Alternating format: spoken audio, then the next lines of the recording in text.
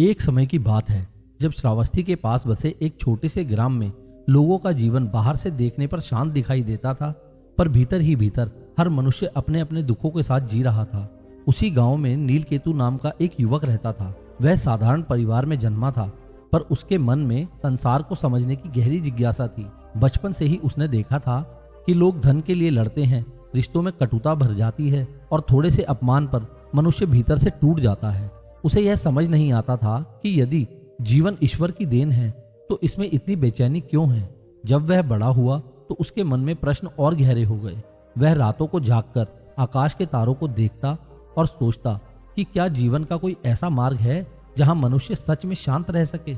उसी समय उस क्षेत्र में यह चर्चा फैलने लगी कि महान साधु नगर नगर घूमकर लोगों को जीवन का रहस्य समझा रहे हैं। लोग उन्हें बुद्ध कहते हैं। कहा जाता है कि उनके पास जाने वाला व्यक्ति केवल ज्ञान ही नहीं बल्कि भीतर की शांति लेकर लौटता है। यह सुनकर नीलकेतु के मन में एक तीव्र इच्छा जगी कि वह भी उस महात्मा से मिले और अपने मन के प्रश्न पूछे। एक सुबह वह बिना किसी को बताए घर से निकल पड़ा। रास्ते में उसे खेतों की हरियाली दिखाई देती, कभी दूर पहाड़ियों से आती हवा उसे स्पर्श करती, पर उसके भीतर केवल एक ही विचार था, यदि वास्तव में कोई ऐसा ज्ञान है जो मनुष्य को दुख से मुक्त कर सकता है तो वह उसे अवश्य प्राप्त करना चाहिए। कई दिनों की यात्रा के बाद वह उस उपवन में पहुंचा जहां बुद्ध अपने शिष्यों के साथ ठहरे हुए थे। वहां का वातावरण अत्यंत शांत था। पेड़ों के नीचे बैठे भिक्षु ध्यान में लीन थे। पक्षियों की मधुर ध्वनि वातावरण में एक अलग ही सौम्यता घोल रही थी।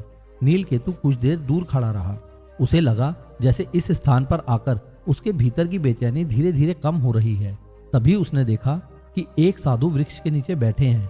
उनके चेहरे पर ऐसी शांति थी जैसी उसने पहले कभी नहीं देखी थी। वही बुद्ध थे।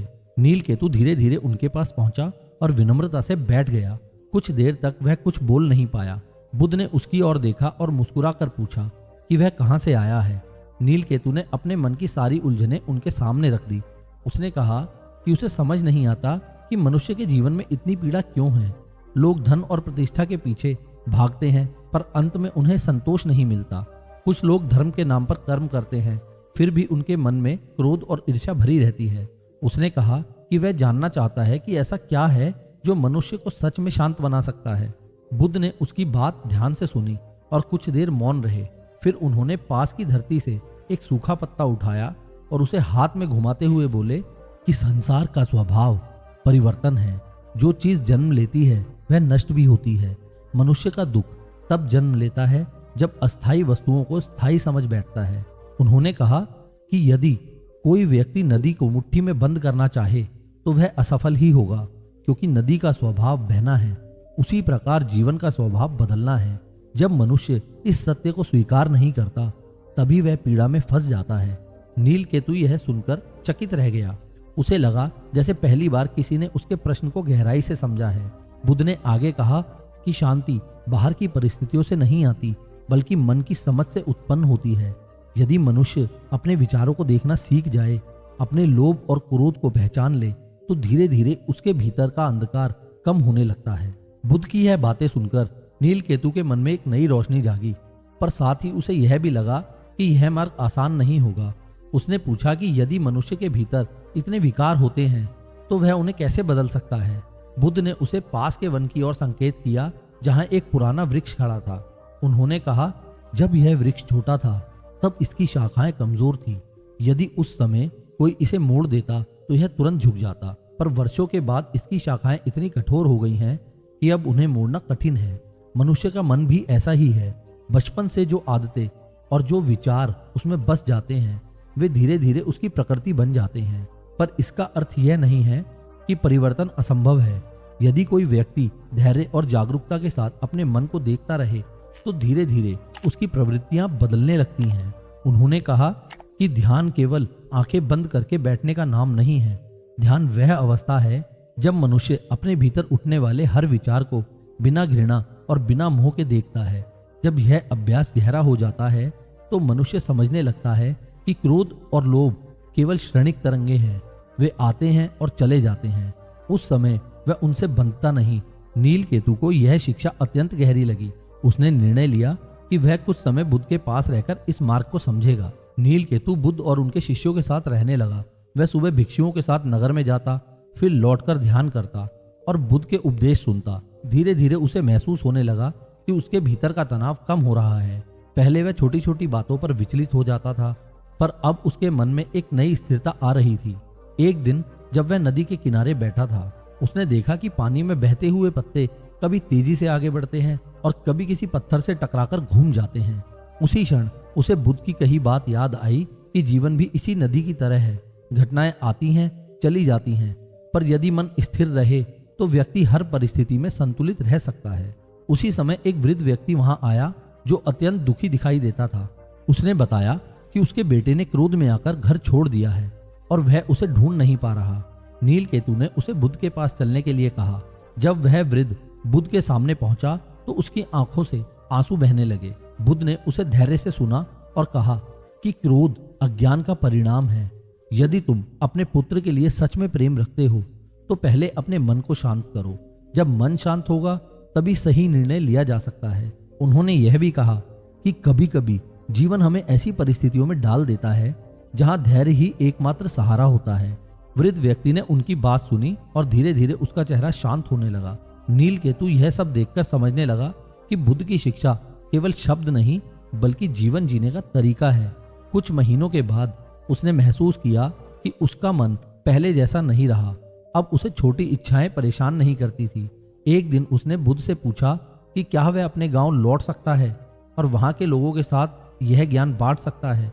बुद्ध ने मुस्कुराकर कहा कि ज्ञान तभी सार्थक होता है जब वह दूसरों के जीवन को भी प्रकाश दे। उन्होंने उसे आशीर्वाद दिया और कहा कि वह जहां भी जाए करुणा और जागरूकता को अपना मार्गदर्शक बनाए। नीलकेतु अपने गांव लौटा तो लोगों ने देखा कि उसके चेहरे पर एक अलग ही शांति है। उसने किसी को उपदेश देने की कोशिश नहीं की बल्कि अपने व्यवहार से लोगों को दिखाया कि धैर्य और समझ से जीवन कितना बदल सकता है। धीरे धीरे गांव के लोग भी उसके पास आने लगे और उससे पूछने लगे कि उसने यह संतुलन कैसे पाया। नीलकेतु उन्हें वही बताता जो उसने बुद्ध से सीखा था कि शांति बाहर नहीं भीतर की समझ में छिपी है।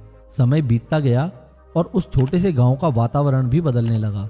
पहले जहां लोग छोटी छोटी बातों पर झगड़ते थे, अब वहां संवाद और समझ बढ़ने लगी। नीलकेतु अक्सर रात को आकाश की ओर देखता और सोचता कि यदि उस दिन वह अपने प्रश्नों के साथ यात्रा पर ना निकला होता तो शायद उसका जीवन भी पुरानी बेचैनी में बीत जाता।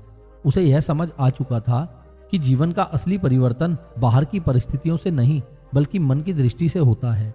बुद्ध से मिली शिक्षा उसके लिए केवल एक स्मृति नहीं बल्कि जीवन का आधार बन गई थी। वह जान गया था कि मनुष्य के भीतर अनंत संभावनाएं छिपी हैं, बस उन्हें जागृत करने के लिए सही समझ और सही धैर्य की आवश्यकता होती है।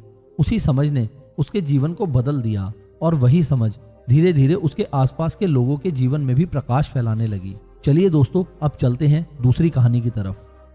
बहुत समय पहले कौशल राज्य की सीमा से दूर एक ऐसा नगर था जहां व्यापार और समृद्धि तो बहुत थी पर लोगों के चेहरों पर संतोष बहुत कम दिखाई देता था। उस नगर का नाम कौशाम्बी था। वहां के बाजार दूर दूर तक प्रसिद्ध थे। व्यापारी दिन रात लाभ के नए अवसर खोजते रहते।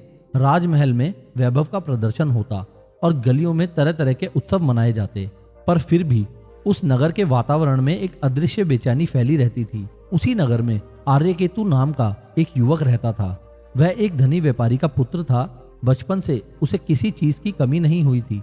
अच्छे वस्त्र, स्वादिष्ट भोजन और सुख सुविधाओं से भरा उसका जीवन उसके सामने था। फिर भी उसके भीतर एक अजीब सी खालीपन की अनुभूति रहती थी। जब वह रात को अपने घर की छत पर खड़ा होकर आकाश को देखता तो उसे लगता जैसे जीवन में कुछ ऐसा है जिसे वह समझ नहीं पा रहा। उसके मित्र अक्सर धन कमाने की योजनाएं बनाते, भविष्य के व्यापार की बातें करते और आर्यकेतु के मन में प्रश्न उठता कि क्या जीवन का उद्देश्य केवल धन और प्रतिष्ठा है। कई बार उसने अपने पिता से पूछा कि पिताश्री, मनुष्य इतना धन इकट्ठा करने के बाद भी संतुष्ट क्यों नहीं हो पाता। पर उसके पिता हमेशा कहते कि जब तुम बड़े व्यापारी बनोगे तब समझ जाओगे कि धन ही जीवन की असली शक्ति है। समय बीतता गया और आर्यकेतु भी व्यापार के कामों में लग गया।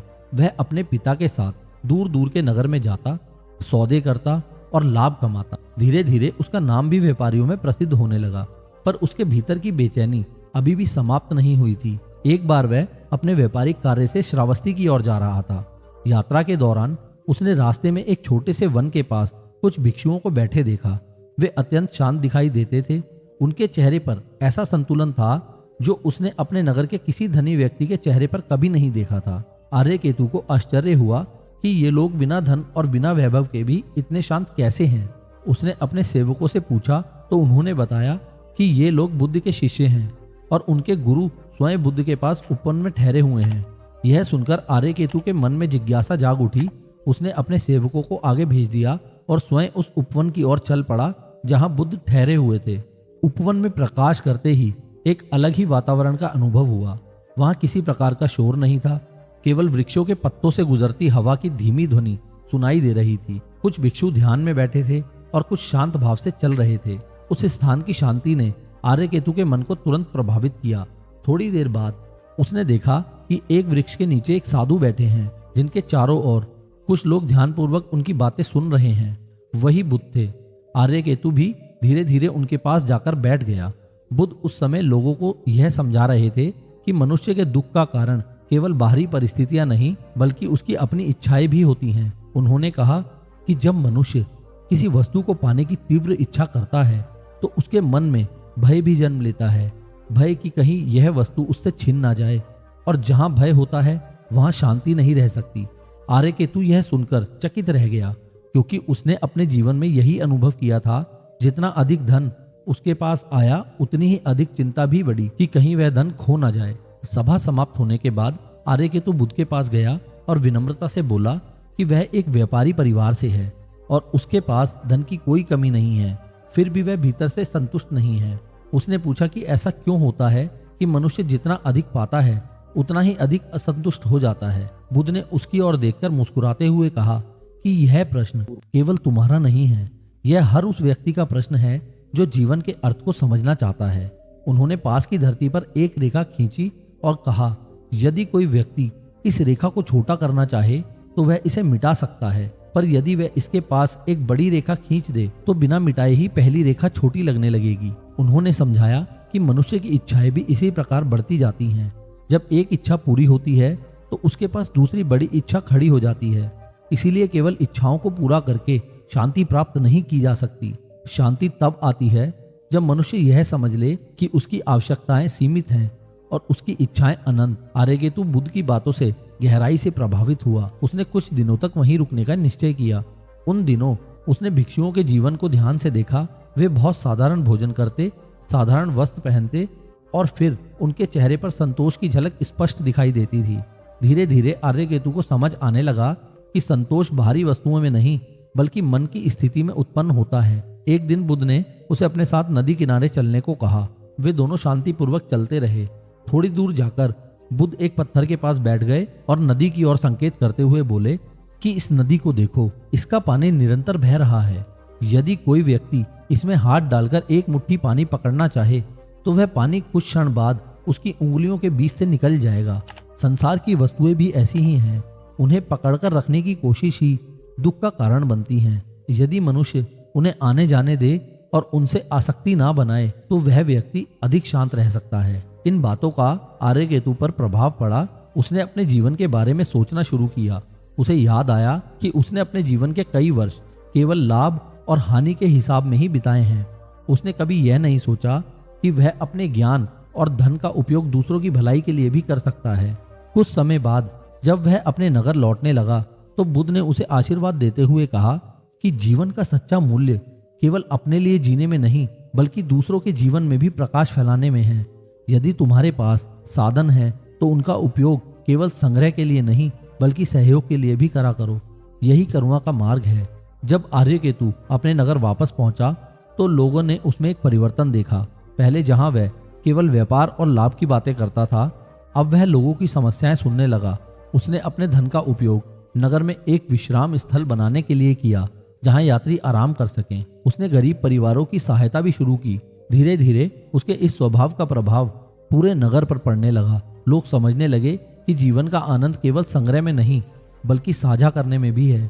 आर्यकेतु स्वयं भी पहले से अधिक शांत महसूस करने लगा। उसे यह अनुभव हुआ कि जब मनुष्य दूसरों के लिए कुछ करता है तब उसके भीतर एक गहरी संतुष्टि जन्म लेती है जो किसी भी धन से अधिक मूल्यवान होती है। वर्षों बाद जब लोग उसके जीवन की चर्चा करते तो कहते वह केवल एक व्यापारी नहीं रहा, बल्कि एक ऐसा व्यक्ति बन गया है जिसने अपने नगर को नई दिशा दी। आर्यकेतु अक्सर याद करता कि यदि उस दिन उसने उस वन के पास रुककर बुद्ध से मिलने का निर्णय ना लिया होता तो शायद उसका जीवन भी केवल धन के पीछे भागते हुए बीत जाता। पर बुद्ध की शिक्षा ने उसकी दृष्टि बदल दी। अब वह समझ चुका था कि मनुष्य का सबसे बड़ा धन उसका शांत और जागरूक मन है। जब मन संतुलन में होता है तभी जीवन की हर परिस्थिति को समझदारी से स्वीकार किया जा सकता है। यही समझ उसके जीवन की सबसे बड़ी संपत्ति बन गई थी और उसी समझ ने उसे सच्चे अर्थों में समृद्ध बना दिया। चलिए दोस्तों, अब चलते हैं आज की तीसरी कहानी की तरफ। बहुत समय पहले की बात है, जब गंगा के पवित्र तट पर बसे एक प्राचीन ग्राम में वेदों का अध्ययन करने वाले अनेक ब्राह्मण परिवार रहते थे। उस ग्राम का वातावरण धार्मिक अनुष्ठानों और वैदिक मंत्रों की ध्वनि से भरा रहता था। सुबह होते ही घाटों पर लोग स्नान के लिए आते, धूप और चंदन की सुगंध हवा में फैल जाती और ब्राह्मण वेद पाठ करते हुए अग्नि के सामने आहुति देते। उसी ग्राम में सोमदत्त नाम का एक प्रतिष्ठित ब्राह्मण रहता था। वह अपने ज्ञान और कठोर धार्मिक नियमों के कारण पूरे क्षेत्र में प्रसिद्ध था। लोग दूर दूर से उसके पास आकर यज्ञ करवाते और उससे धर्म की शिक्षा लेते। सोमदत्त स्वयं भी इस बात पर गर्व करता था कि वह वेदों का महान ज्ञाता है और उसके जैसा विद्वान उस क्षेत्र में कोई नहीं है। परंतु उसके भीतर एक सूक्ष्म अहंकार भी था जिसे वह स्वयं भी पूरी तरह पहचान नहीं पाता था। उसे लगता था कि केवल वैदिक अनुष्ठानों और शास्त्रों के अध्ययन से ही मनुष्य पवित्र बनता है और जो लोग इस मार्ग पर नहीं चलते वे अधूरे हैं।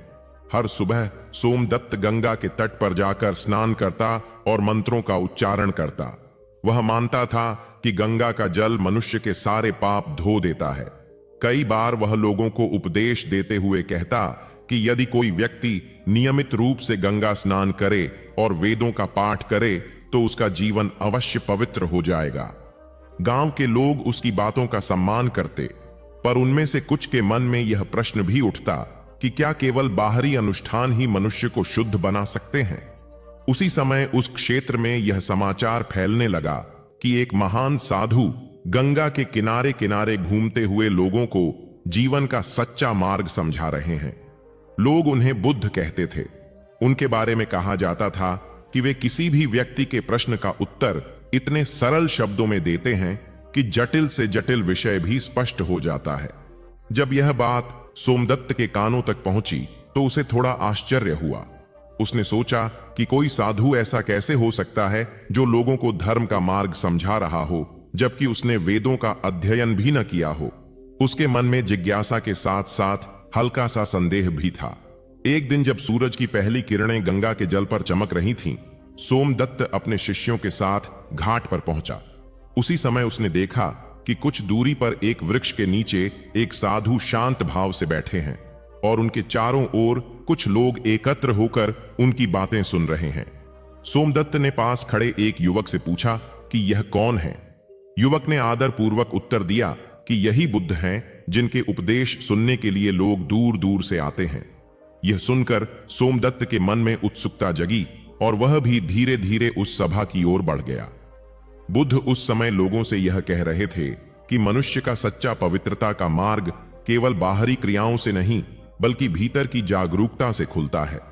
उन्होंने कहा कि यदि मन में क्रोध, घृणा और अहंकार भरा हो तो केवल स्नान या अनुष्ठान से वह मन शुद्ध नहीं हो सकता। यह सुनकर सोमदत्त को थोड़ा असहज महसूस हुआ, क्योंकि वह जीवन भर लोगों को यही सिखाता आया था कि बाहरी अनुष्ठान ही पवित्रता का आधार है। सभा समाप्त होने के बाद सोमदत्त बुद्ध के पास पहुंचा और विनम्रता से बोला कि वह एक ब्राह्मण है और वेदों का अध्ययन करता है। उसने कहा कि उसके अनुसार गंगा स्नान और यज्ञ जैसे अनुष्ठान मनुष्य को पवित्र बनाते हैं, पर आपने अभी कहा कि केवल बाहरी क्रियाएं पर्याप्त नहीं हैं।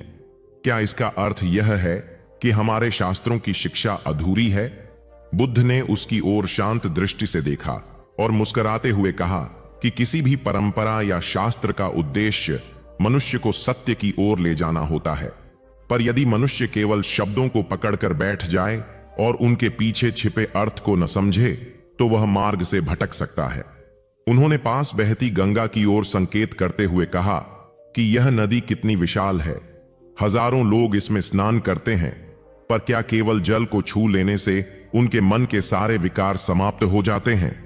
यदि ऐसा होता तो संसार में कोई भी क्रोध या लोभ से ग्रस्त न रहता। बुद्ध की बात सुनकर सोमदत्त कुछ क्षण मौन रहा। उसे लगा जैसे किसी ने उसके मन के भीतर छिपे प्रश्न को छू लिया हो। उसने धीरे से कहा कि यदि केवल स्नान पर्याप्त नहीं है तो फिर मनुष्य अपने भीतर की अशुद्धियों को कैसे दूर करे? बुद्ध ने पास की रेत से एक मुट्ठी मिट्टी उठाई और उसे अपने हाथ पर फैलाते हुए कहा कि यदि यह हाथ गंदा हो और कोई केवल इसे गंगा के जल से छू ले तो क्या यह पूरी तरह साफ हो जाएगा? उसे साफ करने के लिए हाथ को सचमुच धोना पड़ेगा। उसी प्रकार मनुष्य के भीतर के विकार केवल बाहरी क्रिया से नहीं बल्कि जागरूकता और करुणा के अभ्यास से दूर होते हैं। उन्होंने कहा कि जब मनुष्य अपने विचारों को समझने लगता है, अपने क्रोध और अहंकार को पहचान लेता है, तभी वह धीरे धीरे उनसे मुक्त होने लगता है। इन शब्दों ने सोमदत्त के भीतर एक गहरा प्रभाव डाला। वह पहली बार अपने जीवन के बारे में गंभीरता से सोचने लगा। उसे याद आया कि कई बार उसने लोगों को उपदेश देते समय अपने ज्ञान पर गर्व महसूस किया था। उसने कई बार उन लोगों को तुच्छ समझा था जो उसके समान शास्त्र नहीं जानते थे। अब उसे महसूस हुआ कि शायद यही उसका सबसे बड़ा दोष था। अगले कुछ दिनों तक वह बुद्ध के पास बैठकर उनके उपदेश सुनता रहा। उसने देखा कि बुद्ध किसी भी व्यक्ति से उसके जन्म या जाति के आधार पर भेदभाव नहीं करते। उनके पास आने वाला हर व्यक्ति समान सम्मान पाता। यह देखकर सोमदत्त को आश्चर्य हुआ, क्योंकि उसने अपने जीवन में हमेशा समाज को ऊंच नीच के आधार पर विभाजित देखा था। एक दिन बुद्ध ने उसे अपने साथ गंगा के तट पर चलने के लिए कहा। दोनों कुछ देर तक शांतिपूर्वक चलते रहे। फिर बुद्ध ने पूछा कि क्या तुम्हें गंगा की धारा में कोई भेद दिखाई देता है? सोमदत्त ने कहा कि नहीं, यह धारा सभी के लिए समान रूप से बहती है। तब बुद्ध ने कहा कि प्रकृति कभी किसी के साथ भेदभाव नहीं करती। सूर्य सब पर समान रूप से प्रकाश देता है और नदी सबको समान जल देती है। यदि मनुष्य भी अपने मन से भेदभाव और अहंकार को हटा दे तो उसका जीवन अधिक शांत और पवित्र हो सकता है। यह शिक्षा सुनकर सोमदत्त का हृदय बदलने लगा। उसे लगा जैसे उसके भीतर वर्षों से जमा कठोरता धीरे धीरे पिघल रही है। उसने समझ लिया कि सच्ची पवित्रता केवल बाहरी अनुष्ठानों में नहीं बल्कि उस भावना में है जिससे मनुष्य दूसरों के साथ व्यवहार करता है। कुछ समय बाद उसने अपने शिष्यों को एकत्र किया और उनसे कहा कि आज से वह उन्हें केवल मंत्रों का उच्चारण ही नहीं बल्कि करुणा और विनम्रता का महत्व भी सिखाएगा। उसने यह भी स्वीकार किया कि ज्ञान का अहंकार भी अज्ञान का ही एक रूप है। धीरे धीरे उस ग्राम का वातावरण भी बदलने लगा। लोग केवल अनुष्ठानों पर ही ध्यान देने के बजाय अपने व्यवहार को भी सुधारने लगे। सोमदत्त अब पहले जैसा गर्वीला ब्राह्मण नहीं रहा था। उसके चेहरे पर एक नई विनम्रता दिखाई देती थी। जब भी वह गंगा के तट पर स्नान करने जाता तो उसे बुद्ध की बात याद आती कि सच्ची शुद्धता मन के भीतर जन्म लेती है। गंगा का जल उसे अब केवल एक पवित्र नदी नहीं बल्कि जीवन के प्रवाह का प्रतीक प्रतीत होता था जो हर क्षण बदलता रहता है। वर्षों बाद जब लोग उस ब्राह्मण की चर्चा करते तो कहते कि उसका जीवन दो भागों में बटा हुआ था। एक वह समय जब वह केवल बाहरी धर्म में विश्वास करता था और दूसरा वह समय जब उसने समझ लिया कि सच्चा धर्म मन की करुणा और जागरूकता में छिपा है। गंगा के तट पर बुद्ध से हुई उस मुलाकात ने उसके जीवन की दिशा बदल दी थी। अब वह जान चुका था कि ज्ञान का सबसे ऊंचा रूप वह है जो मनुष्य को विनम्र बना दे और उसे दूसरों के दुख को समझने की शक्ति दे। यही समझ उसके जीवन की सबसे बड़ी साधना बन गई और उसी के कारण वह वास्तव में पवित्र कहलाने योग्य बन पाया। चलिए अब चलते हैं अगली कहानी की तरफ। बहुत समय पहले उत्तर दिशा के विस्तृत मैदानों और दूर तक फैले वनों के बीच एक समृद्ध राज्य था जिसका नाम रतनपुर था। यह राज्य किसी बड़े साम्राज्य के अधीन नहीं था बल्कि अपनी स्वतंत्र पहचान के कारण दूर दूर तक प्रसिद्ध था। रतनपुर के चारों ओर छोटी छोटी नदियां बहती थीं, जिनके किनारे हरे भरे खेत लहराते थे। नगर के बीचों बीच एक विशाल बाजार था जहां दूर देशों से व्यापारी आकर अपने सामान बेचते थे। रेशम, मसाले, कीमती पत्थर, घोड़े और दुर्लभ धातुएं यहां के व्यापार का मुख्य आधार थे। इस राज्य का राजा वीरेंद्र देव था। वह देखने में तेजस्वी और निर्णय लेने में कुशल माना जाता था। उसने अपने राज्य को समृद्ध बनाने के लिए कई योजनाएं बनाई थीं, इसलिए लोग उसकी प्रशंसा भी करते थे। परंतु समय के साथ साथ उसके मन में एक सूक्ष्म अहंकार भी जन्म लेने लगा था। उसे लगता था कि उसके राज्य की समृद्धि केवल उसकी बुद्धि और शक्ति के कारण है। राज्यसभा में बैठे मंत्री भी उसकी बातों से सहमत होते रहते, जिससे उसका विश्वास और भी दृढ़ होता गया कि वह अपने समय का सबसे बुद्धिमान शासक है। उसी नगर में एक व्यापारी रहता था जिसका नाम मणिभद्र था। वह अत्यंत चतुर और चालाक व्यक्ति माना जाता था। उसके पास व्यापार की अद्भुत समझ थी। वह जानता था कि कब किस वस्तु को खरीदना है और कब उसे ऊंचे मूल्य पर बेचना है। उसने धीरे धीरे इतना धन इकट्ठा कर लिया था कि नगर के बड़े व्यापारी भी उससे ईर्ष्या करने लगे थे। परंतु उसकी चतुराई के साथ साथ एक और गुण था। वह लोगों के मन को पढ़ने में भी माहिर था। उसे यह भली भांति पता था कि कब किससे कैसी बात करनी चाहिए ताकि सामने वाला व्यक्ति उसी के अनुसार सोचने लगे। मणिभद्र ने कई बार अपने लाभ के लिए लोगों को उलझाकर उनसे सौदे करवाए थे। लोग उसकी बुद्धि की प्रशंसा भी करते थे और उससे थोड़ा भय भी रखते थे। एक दिन राजमहल में चर्चा हुई कि रतनपुर का व्यापार पहले से भी अधिक बढ़ाना चाहिए ताकि राज्य की समृद्धि और प्रसिद्धि दूर देशों तक पहुंच सके।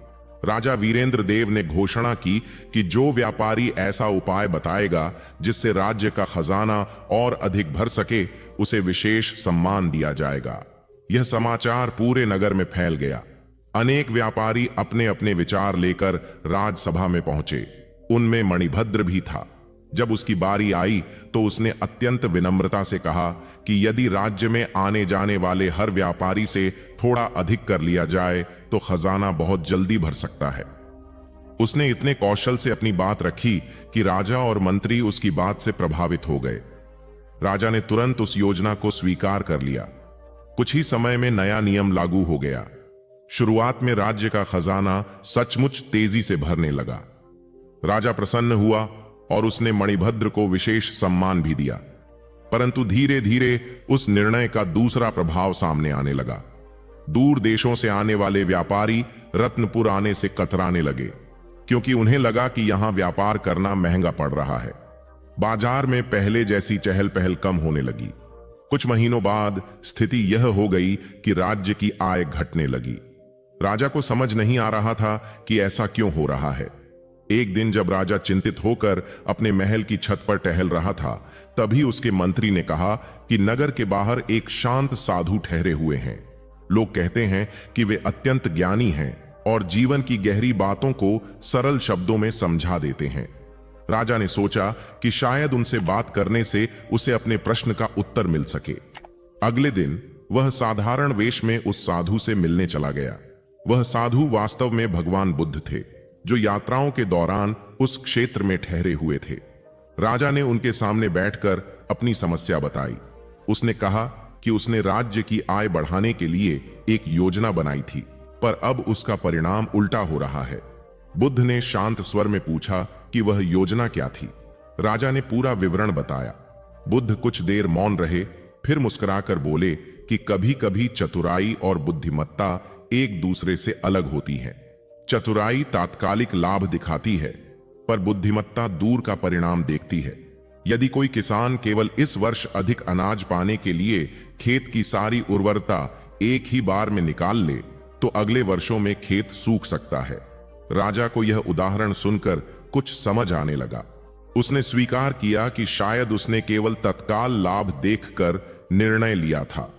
बुद्ध ने आगे कहा कि किसी भी राज्य की समृद्धि केवल करों से नहीं बढ़ती, बल्कि लोगों के विश्वास से बढ़ती है। जब व्यापारी यह अनुभव करते हैं कि उन्हें सम्मान और सुविधा मिल रही है, तभी वे उस स्थान पर बार बार आते हैं। पर यदि उन्हें लगे कि उनसे केवल लाभ उठाया जा रहा है, तो वे दूसरे मार्ग खोज लेते हैं। राजा ने यह सुनकर गहरी सांस ली। उसे लगा जैसे उसके मन का बोझ हल्का हो रहा है। उसने बुद्ध से पूछा कि उसे अब क्या करना चाहिए। बुद्ध ने कहा कि सबसे पहले उसे अपने निर्णय के कारण हुए प्रभाव को स्वीकार करना चाहिए। फिर उसे ऐसा मार्ग अपनाना चाहिए जिससे लोगों का विश्वास फिर से लौट सके। राजा वापस महल लौटा और उसने मंत्रियों के साथ चर्चा करके नया नियम बनाया। उसने व्यापारियों पर लगाए गए अतिरिक्त कर को हटा दिया और उनके लिए कुछ सुविधाएं भी घोषित की। कुछ समय बाद दूर दूर से व्यापारी फिर से रतनपुर आने लगे। बाजार फिर से चहल पहल से भर गया। मणिभद्र यह सब देख रहा था। उसे समझ में आ गया कि उसकी चतुराई ने थोड़े समय के लिए उसे सम्मान दिलाया, परंतु दीर्घ काल में वह योजना टिक नहीं सकी। एक दिन वह भी बुद्ध से मिलने पहुंचा। उसने विनम्रता से कहा कि उसने अपनी बुद्धि का उपयोग केवल लाभ के लिए किया था, इसलिए उसका परिणाम भी सीमित ही रहा। बुद्ध ने उसे समझाया कि बुद्धि का सबसे श्रेष्ठ उपयोग वह है जो केवल अपने लिए नहीं बल्कि सबके हित के लिए किया जाए। उस दिन के बाद मणिभद्र के जीवन में भी परिवर्तन आने लगा। उसने व्यापार करना तो जारी रखा, पर अब वह केवल लाभ की चालाकी में नहीं उलझा। उसने समझ लिया कि सच्ची बुद्धिमत्ता वह है जो दीर्घ काल में सबके लिए लाभकारी हो। समय बीतता गया और रतनपुर फिर से समृद्ध हो गया। राजा वीरेंद्र देव भी पहले से अधिक विनम्र हो गया था। उसे यह अनुभव हो चुका था कि केवल शक्ति और चतुराई से राज्य नहीं चलता, बल्कि दूरदृष्टि और संतुलन से चलता है। जब भी वह राजसभा में कोई निर्णय लेने बैठता तो उसे उस दिन की बात याद आ जाती जब बुद्ध ने उसे किसान और खेत का उदाहरण दिया था। वही उदाहरण उसके लिए एक स्थायी शिक्षा बन गया। लोग कहते थे कि उस राज्य की समृद्धि का कारण केवल उसका व्यापार नहीं था, बल्कि वह समझ थी जो राजा और उसके लोगों के मन में धीरे धीरे जन्म ले चुकी थी। उन्होंने यह सीख लिया था कि चालाकी थोड़े समय के लिए लाभ दे सकती है, पर सच्चा ज्ञान वही है जो सबके जीवन में संतुलन और विश्वास को बनाए रखे। यही समझ उस राज्य की सबसे बड़ी शक्ति बन गई थी, और वही कहानी पीढ़ियों तक लोगों को यह याद दिलाती रही कि बुद्धिमत्ता और चतुराई में कितना गहरा अंतर होता है। चलिए चलते हैं अब अगली कहानी की ओर। बहुत समय पहले पश्चिम दिशा के दूरस्थ प्रदेश में एक नगर था जिसका नाम सुवर्ण तीर्थ था। यह नगर किसी साम्राज्य की राजधानी नहीं था, फिर भी व्यापार, कला और विद्या के कारण दूर दूर तक प्रसिद्ध था। नगर के चारों ओर पहाड़ों की लंबी श्रेणियां थीं और उनके बीच से एक शांत नदी बहती थी जिसका जल सुबह की रोशनी में सोने की तरह चमकता था। इसी कारण उस स्थान का नाम सुवर्ण तीर्थ पड़ा था। नगर के बाजारों में हमेशा भीड़ रहती थी। कारीगर अपने काम में लगे रहते और यात्रियों का आना जाना लगा रहता। इस चहल पहल के बीच भी उस नगर में कुछ ऐसे लोग थे जो जीवन के गहरे अर्थ को समझने की तलाश में रहते थे। उन्हीं में से एक युवक था विभानु। विभानु किसी बड़े परिवार से नहीं था। उसके पिता साधारण कुम्हार थे और मिट्टी के बर्तन बनाकर अपना जीवन चलाते थे। बचपन से ही विभानु ने अपने पिता को परिश्रम करते देखा था। मिट्टी को गूंथकर चाक पर घुमाते हुए वे अक्सर कहा करते थे कि जैसे मिट्टी को सही आकार देने के लिए धैर्य चाहिए, वैसे ही मनुष्य के जीवन को आकार देने के लिए भी धैर्य और समझ आवश्यक है। यह बात विभानु के मन में गहराई से बैठ गई थी। वह जब बड़ा हुआ तो उसने देखा कि नगर में अनेक लोग धन और प्रतिष्ठा के पीछे भाग रहे हैं। कोई अधिक व्यापार करना चाहता था, कोई सत्ता के निकट पहुंचना चाहता था और कोई अपने वैभव का प्रदर्शन करना चाहता था। इन सबके बीच विभानु के मन में एक अलग ही प्रश्न उठता था कि क्या जीवन का उद्देश्य केवल यही है? समय बीतता गया और विभानु भी युवावस्था में पहुंचा। उसने अपने पिता का काम सीख लिया, पर उसका मन अक्सर जीवन के अर्थ को समझने में लगा रहता। एक दिन नगर में यह समाचार फैल गया कि एक महान तपस्वी और ज्ञानी साधु उस क्षेत्र में आए हुए हैं। लोग कहते थे कि वे मनुष्य के दुख और भ्रम को बहुत सरल उदाहरणों से समझा देते हैं। कुछ लोग उन्हें बुद्ध कहते थे क्योंकि उनके शब्दों में ऐसी स्पष्टता थी जो सुनने वाले के मन को भीतर तक छू जाती थी। जब यह बात विभानु के कानों तक पहुंची तो उसके मन में उन्हें देखने की तीव्र इच्छा जागी। एक सुबह वह अपने काम से निवृत्त होकर उस वन की ओर चल पड़ा जहां वह ज्ञानी साधु ठहरे हुए थे। वहां पहुंचकर उसने देखा कि वृक्षों के नीचे कुछ लोग शांत भाव से बैठे हैं और एक साधु उनसे बातें कर रहे हैं। उनके चेहरे पर ऐसी शांति थी जैसी विभानु ने पहले कभी नहीं देखी थी। वह भी धीरे से जाकर वहां बैठ गया। उस समय वह साधु लोगों को यह समझा रहे थे कि मनुष्य का सबसे बड़ा भ्रम यह है कि वह अपने सुख को बाहरी वस्तुओं में खोजता है। जब तक वह यह नहीं समझता कि सुख का स्रोत उसके अपने मन में है, तब तक वह भटकता रहता है। विभानु ने ध्यान से उनकी बातें सुनी। उसे लगा जैसे उसके मन के कई प्रश्नों का उत्तर धीरे धीरे स्पष्ट हो रहा है। सभा समाप्त होने के बाद वह उनके पास गया और विनम्रता से बोला कि वह एक साधारण कुम्हार का पुत्र है और जीवन के अर्थ को समझना चाहता है। साधु ने उसकी ओर देखा और मुस्कुराकर पूछा कि वह अपने पिता के काम के बारे में क्या सोचता है। विभानु ने कहा कि मिट्टी के बर्तन बनाना एक साधारण काम है, पर उसके पिता कहते हैं कि हर बर्तन में धैर्य और ध्यान का महत्व होता है। यह सुनकर साधु ने कहा कि तुम्हारे पिता ने तुम्हें बहुत गहरी शिक्षा दी है।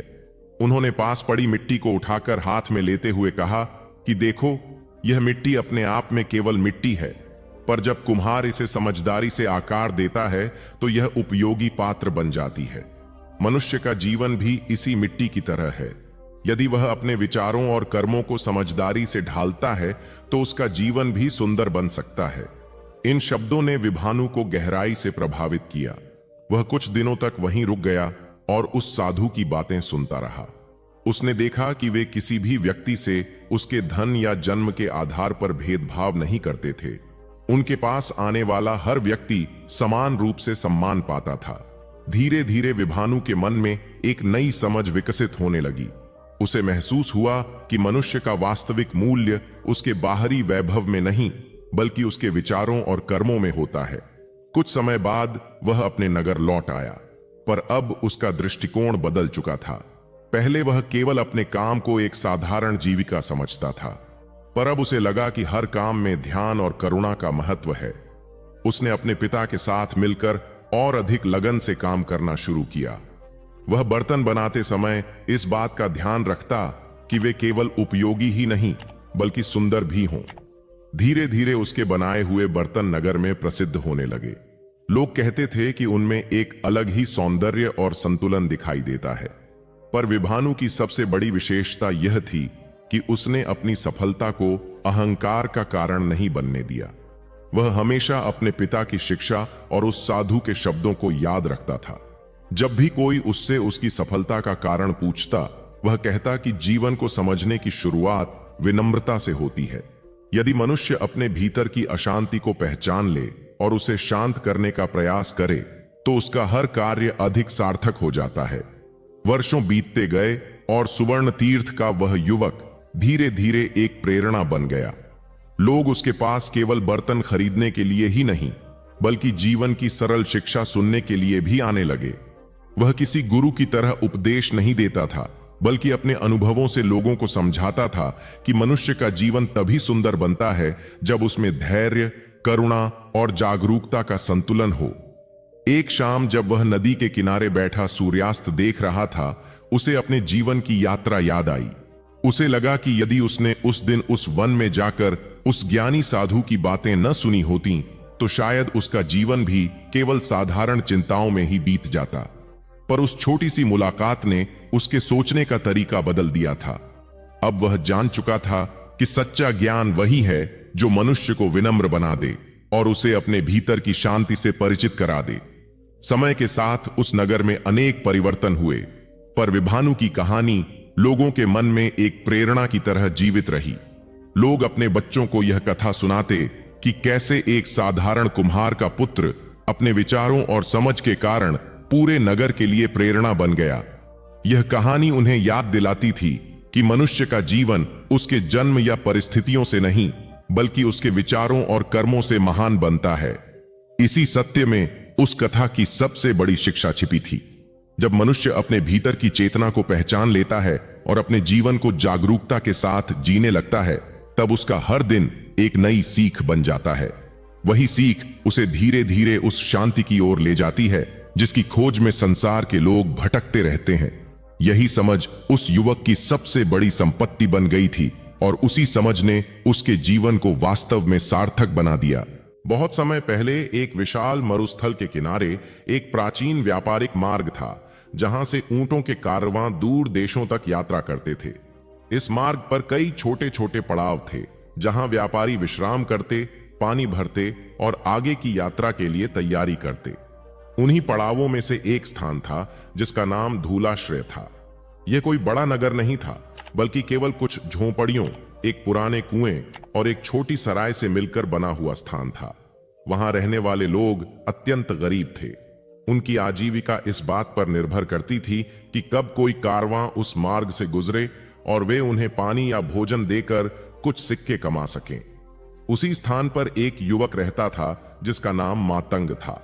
उसका जीवन शुरू से ही कठिनाइयों से भरा हुआ था। उसके पिता ऊंटों के कारवां के साथ काम करते थे, पर एक लंबी यात्रा के दौरान बीमारी से उनका देहांत हो गया था। उसकी मां भी कुछ वर्षों बाद संसार छोड़ गई।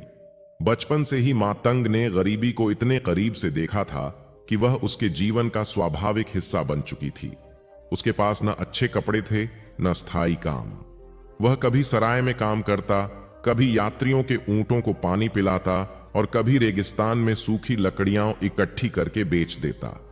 पर गरीबी केवल उसकी परिस्थितियों में ही नहीं थी, धीरे धीरे वह उसके मन में भी घर करने लगी थी। वह अक्सर सोचता कि संसार में कुछ लोग इतने धनवान क्यों हैं और कुछ लोग इतने निर्धन क्यों। जब वह कारवां के अमीर व्यापारियों को सोने चांदी के सिक्कों से भरे थैले गिनते देखता तो उसके मन में गहरा दुख उठता। उसे लगता कि शायद भाग्य ने उसके साथ अन्याय किया है। कई बार वह रात को रेत पर बैठकर आकाश की ओर देखता और मन ही मन पूछता कि क्या गरीब होना ही उसका भाग्य है। एक दिन दोपहर के समय जब सूरज की तपिश पूरे मरुस्थल को जलती हुई भूमि में बदल रही थी, तब एक छोटा सा समूह उस पड़ाव पर पहुंचा। वे साधारण वस्त्र पहने हुए कुछ भिक्षु थे। उनके साथ एक शांत और गंभीर व्यक्ति था जिनके चेहरे पर अद्भुत स्थिरता थी। वे लोग यात्रियों की तरह नहीं, बल्कि साधकों की तरह प्रतीत हो रहे थे। सराय के मालिक ने बताया कि वे एक महान ज्ञानी हैं जिन्हें लोग बुद्ध कहते हैं। वे दूर दूर तक यात्रा करते हैं और लोगों को जीवन की सच्चाई समझाते हैं। मातंग ने पहले कभी ऐसा नाम नहीं सुना था, पर जब उसने उस व्यक्ति के चेहरे की शांति देखी तो उसके मन में उन्हें देखने की तीव्र इच्छा जागी। वह धीरे धीरे उनके पास गया और कुछ दूरी पर बैठ गया। बुद्ध उस समय अपने साथियों से बहुत सरल शब्दों में बातें कर रहे थे।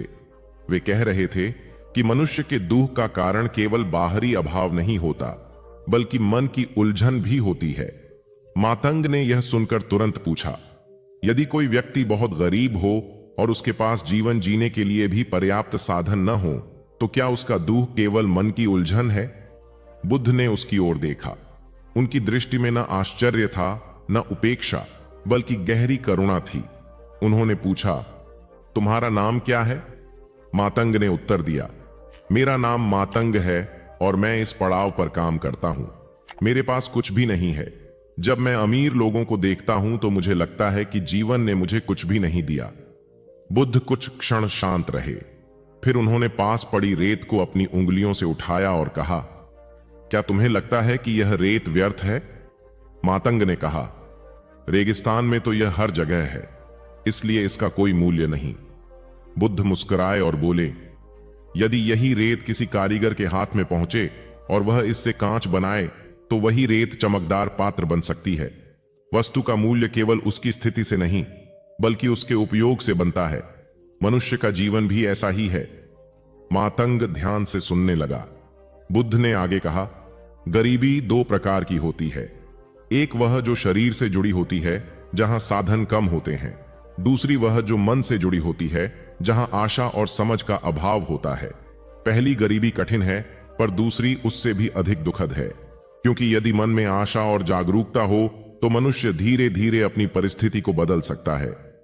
ये शब्द मातंग के मन में गहराई तक उतर गए। उसने पहली बार किसी को गरीबी के बारे में इतनी अलग दृष्टि से बोलते सुना था। अगले कुछ दिनों तक बुद्ध और उनके साथी उसी पड़ाव पर रुके रहे। मातंग अक्सर उनके पास बैठकर उनकी बातें सुनता। उसने देखा कि वे स्वयं बहुत साधारण जीवन जीते हैं। उनके पास न धन था न वैभव, फिर भी उनके चेहरे पर संतोष था। एक शाम बुद्ध ने उसे पास बुलाया और कहा, तुम अपने जीवन को बदलना चाहते हो? मातंग ने तुरंत कहा, हां, पर मेरे पास कुछ भी नहीं है। बुद्ध ने कहा, तुम्हारे पास सबसे बड़ी चीज है, तुम्हारा मन। यदि तुम अपने मन को निराशा से मुक्त कर लो और हर दिन कुछ सीखने और करने का प्रयास करो, तो धीरे धीरे तुम्हारी परिस्थिति बदल सकती है। पर यदि तुम केवल अपने अभाव के बारे में सोचते रहोगे, तो वह अभाव और गहरा होता जाएगा। इन शब्दों ने मातंग के भीतर एक नई ऊर्जा जगा दी। उसने अगले ही दिन से अपने काम को अलग दृष्टि से देखना शुरू किया। वह यात्रियों की सहायता अधिक ध्यान से करने लगा। उसने ऊंटों की देखभाल सीख ली, कारवां के रास्तों के बारे में जानकारी जुटाई और धीरे धीरे व्यापारियों के साथ छोटी यात्राओं में जाने लगा। समय बीतता गया। वर्षों बाद वही मातंग एक अनुभवी कारवां मार्गदर्शक बन गया। उसके पास अब पर्याप्त धन भी था, पर उससे अधिक मूल्यवान उसके भीतर की समझ थी। जब भी कोई उससे उसकी सफलता का रहस्य पूछता, तो वह मुस्कुराकर कहता, मेरी गरीबी ही मेरी सबसे बड़ी शिक्षक थी। उसने मुझे यह सिखाया कि मनुष्य का असली धन उसके भीतर की जागरूकता है। और कभी कभी जब वह मरुस्थल के उसी पुराने पड़ाव से गुजरता, तो उसे वह दिन याद आता जब उसने पहली बार बुद्ध से प्रश्न किया था। उसे तब समझ आता कि उस दिन उसे धन नहीं, बल्कि उससे कहीं अधिक मूल्यवान चीज मिली थी, जीवन को देखने की नई दृष्टि। बहुत प्राचीन समय की बात है, जब गंगा के मैदानों में फैले नगरों और ग्रामों में जीवन अपनी सहज लय में बहता था। उस युग में मनुष्य का हृदय प्रकृति के निकट था और उसकी आंखों में आकाश के रहस्य बसते थे। खेतों में हल चलते थे, नदियों के तट पर अर्शी ध्यान करते थे और नगरों की गलियों में व्यापारी दूर देशों से आए सामान बेचते थे। उसी काल में कपिलवस्तु, वैशाली, श्रावस्ती और राजगृह जैसे नगर ज्ञान, साधना और चर्चा के केंद्र बन चुके थे। लोग देवताओं की आराधना करते थे, मंदिरों और वेदियों पर दीप जलाते थे और मानते थे कि इस विराट संसार के पीछे कोई महान शक्ति है जो सबका संचालन करती है। सुबह होते ही गांवों में शंख और घंटियों की ध्वनि सुनाई देने लगती थी। स्त्रियां अपने आंगन को जल से धोकर पवित्र बनाती, वेदी पर फूल चढ़ाती और धूप की सुगंध पूरे घर में फैल जाती। वृद्ध लोग सूर्य की ओर मुख करके मंत्रों का उच्चारण करते और बच्चे अपने माता पिता को यह सब करते हुए कौतूहल से देखते। उन दिनों जीवन कठिन था, पर मन में श्रद्धा का दीप प्रज्वलित रहता था। लोग मानते थे कि ईश्वर की कृपा से ही वर्षा होती है, अन्न उगता है और जीवन सुरक्षित रहता है। इसलिए हर उत्सव, हर पर्व और हर आरंभ में देवताओं का स्मरण किया जाता था। श्रावस्ती के निकट एक छोटा सा ग्राम था जिसका नाम पवनपुर था। यह ग्राम घने वृक्षों से घिरा हुआ था और पास ही एक छोटी नदी बहती थी। नदी का जल स्वच्छ और शांत था और उसके किनारे पर एक प्राचीन पीपल का वृक्ष खड़ा था। उसी वृक्ष के नीचे एक छोटी सी वेदी बनी थी जहां ग्रामवासी प्रतिदिन भगवान की आराधना करने आते थे। उस वेदी पर कोई विशाल मंदिर नहीं था, न सोने चांदी के आभूषण, केवल मिट्टी का एक दीपक, कुछ पुष्प और श्रद्धा से भरे हृदय। ग्राम के लोग मानते थे कि इस स्थान पर प्रार्थना करने से मन को शांति मिलती है और जीवन की कठिनाइयां हल्की हो जाती हैं। हर सुबह जब सूरज की पहली किरण नदी के जल पर पड़ती, तो गांव की स्त्रियां कलश लेकर वहां आतीं। वे नदी से जल भरतीं, वेदी को धोतीं और फूल चढ़ाकर भगवान का स्मरण करतीं। उस समय वातावरण में इतनी शांति होती कि ऐसा लगता मानो स्वयं प्रकृति भी उस आराधना में सहभागी हो रही हो। उसी गांव में नंदक नाम का एक युवक रहता था। वह साधारण किसान का पुत्र था, पर उसके मन में संसार के रहस्यों को जानने की तीव्र जिज्ञासा थी। बचपन से ही उसने अपने माता पिता को भगवान की आराधना करते देखा था। उसकी माता हर दिन दीप जलाकर प्रार्थना करती और कहती, बेटा, मनुष्य का जीवन केवल श्रम से नहीं चलता, उसमें श्रद्धा और करुणा भी होनी चाहिए। नंदक इन शब्दों को सुनता और सोचता कि क्या सचमुच भगवान हर प्रार्थना सुनते हैं। जब वह बड़ा हुआ तो उसने देखा कि गांव के लोग कठिनाइयों के समय वेदी के पास आकर भगवान से प्रार्थना करते हैं। कोई वर्षा के लिए प्रार्थना करता, कोई अपने बीमार बच्चे के लिए और कोई अपने मन की शांति के लिए। उसे यह देखकर आश्चर्य होता कि प्रार्थना के बाद लोगों के चेहरे बदल जाते थे, उनमें एक नई आशा जाग उठती थी। इसी समय उस युग में एक महान सन्यासी की चर्चा दूर दूर तक फैलने लगी थी। लोग कहते थे कि एक राजकुमार ने राजमहल का वैभव छोड़कर सत्य की खोज में तपस्या की है और अब वह लोगों को जीवन का मार्ग बता रहा है। उस सन्यासी का नाम गौतम बुद्ध था। उनके बारे में कहा जाता था कि उन्होंने संसार के दुख का कारण समझ लिया है और मनुष्य को शांति पाने का मार्ग बताया है। यह समाचार धीरे धीरे पवनपुर तक भी पहुंचा। गांव के लोग जब शाम को पीपल के वृक्ष के नीचे एकत्र होते तो उसी विषय पर चर्चा करते। कोई कहता कि वह महान तपस्वी हैं, कोई कहता कि वह स्वयं ज्ञान के प्रकाश से भरे हुए हैं। नंदक के मन में यह सुनकर उत्सुकता जाग उठी। वह सोचने लगा कि यदि कोई मनुष्य सचमुच जीवन के रहस्य को समझ गया है तो उससे मिलना चाहिए। एक दिन जब प्रातःकाल की आराधना समाप्त हुई तब एक वृद्ध साधु उस वेदी के पास आए। उनका चेहरा शांत था और आंखों में करुणा की गहराई थी। उन्होंने वहां जलते दीपक को देखा और मुस्कुराए। ग्रामवासियों ने उनका आदर पूर्वक स्वागत किया और उनसे पूछा कि वे कौन हैं। साधु ने कहा कि वे अनेक स्थानों की यात्रा करते हुए यहां पहुंचे हैं और उन्होंने स्वयं बुद्ध के उपदेश सुने हैं। यह सुनते ही सब लोग उनके चारों ओर बैठ गए। नंदक भी आगे आकर बैठ गया। साधु ने धीरे धीरे बोलना आरंभ किया। उन्होंने कहा कि भगवान की आराधना केवल वेदी पर फूल चढ़ाने से नहीं होती, बल्कि सच्ची आराधना मन के भीतर होती है। जब मनुष्य अपने हृदय को करुणा, सत्य और धैर्य से भर लेता है तब उसका हर कर्म पूजा बन जाता है। साधु की बातें सुनकर गांव के लोग गहरे विचार में डूब गए। उन्होंने जीवन भर भगवान की पूजा की थी, पर शायद उन्होंने कभी यह नहीं सोचा था कि पूजा का अर्थ केवल अनुष्ठान नहीं, बल्कि जीवन की पवित्रता भी है। नंदक के मन में यह बात गहराई तक उतर गई। उसने साधु से पूछा, यदि सच्ची आराधना मन के भीतर है तो क्या मंदिर और वेदियां आवश्यक नहीं हैं? साधु मुस्कुराए और बोले, मंदिर मन को स्मरण दिलाने के लिए होते हैं कि जीवन में कुछ महान है, पर यदि मनुष्य का हृदय करुणा से खाली है तो सबसे बड़ा मंदिर भी उसे शांति नहीं दे सकता। उस दिन के बाद पवनपुर के लोगों की आराधना का स्वरूप धीरे धीरे बदलने लगा। वे पहले की तरह वेदी पर दीप जलाते, पर साथ ही यह भी सोचते कि उनके व्यवहार में कितना प्रेम और सत्य है। यदि कोई भूखा होता तो उसे भोजन दिया जाता, यदि कोई दुखी होता तो उसे सांत्वना दी जाती। लोगों ने समझ लिया कि भगवान की पूजा केवल शब्दों से नहीं बल्कि कर्मों से भी होती है। नंदक के जीवन में भी एक परिवर्तन आया। वह पहले केवल प्रश्न करता था, पर अब वह अपने भीतर उत्तर खोजने लगा। एक दिन उसने निर्णय किया कि वह बुद्ध के दर्शन करने जाएगा। उसने अपने माता पिता से अनुमति ली और श्रावस्ती की ओर चल पड़ा, जहां उस समय बुद्ध अपने शिष्यों के साथ ठहरे हुए थे। यात्रा लंबी थी, पर उसके मन में उत्साह था। रास्ते में उसने कई यात्रियों को देखा जो उसी उद्देश्य से जा रहे थे। सभी के मन में एक ही इच्छा थी, उस महापुरुष के दर्शन करना जिसने जीवन के दुख को समझ लिया था। जब नंदक श्रावस्ती पहुंचा तब उसने देखा कि एक विशाल उपवन में अनेक लोग शांतिपूर्वक बैठे हैं। वृक्षों की छाया में एक साधारण वस्त्र पहने व्यक्ति बैठा था, जिसका चेहरा अत्यंत शांत और तेजस्वी था। वही गौतम बुद्ध थे। उनके चारों ओर बैठे लोग उनकी बातें ध्यान से सुन रहे थे। बुद्ध कह रहे थे कि संसार में हर वस्तु परिवर्तनशील है और मनुष्य का दुख उसके मोह और तृष्णा से उत्पन्न होता है। जब मनुष्य अपने मन को समझ लेता है और करुणा को अपना मार्ग बना लेता है, तब उसे सच्ची शांति मिलती है। नंदक ने यह सब सुना तो उसे लगा कि जैसे उसके भीतर कोई दीपक जल उठा है।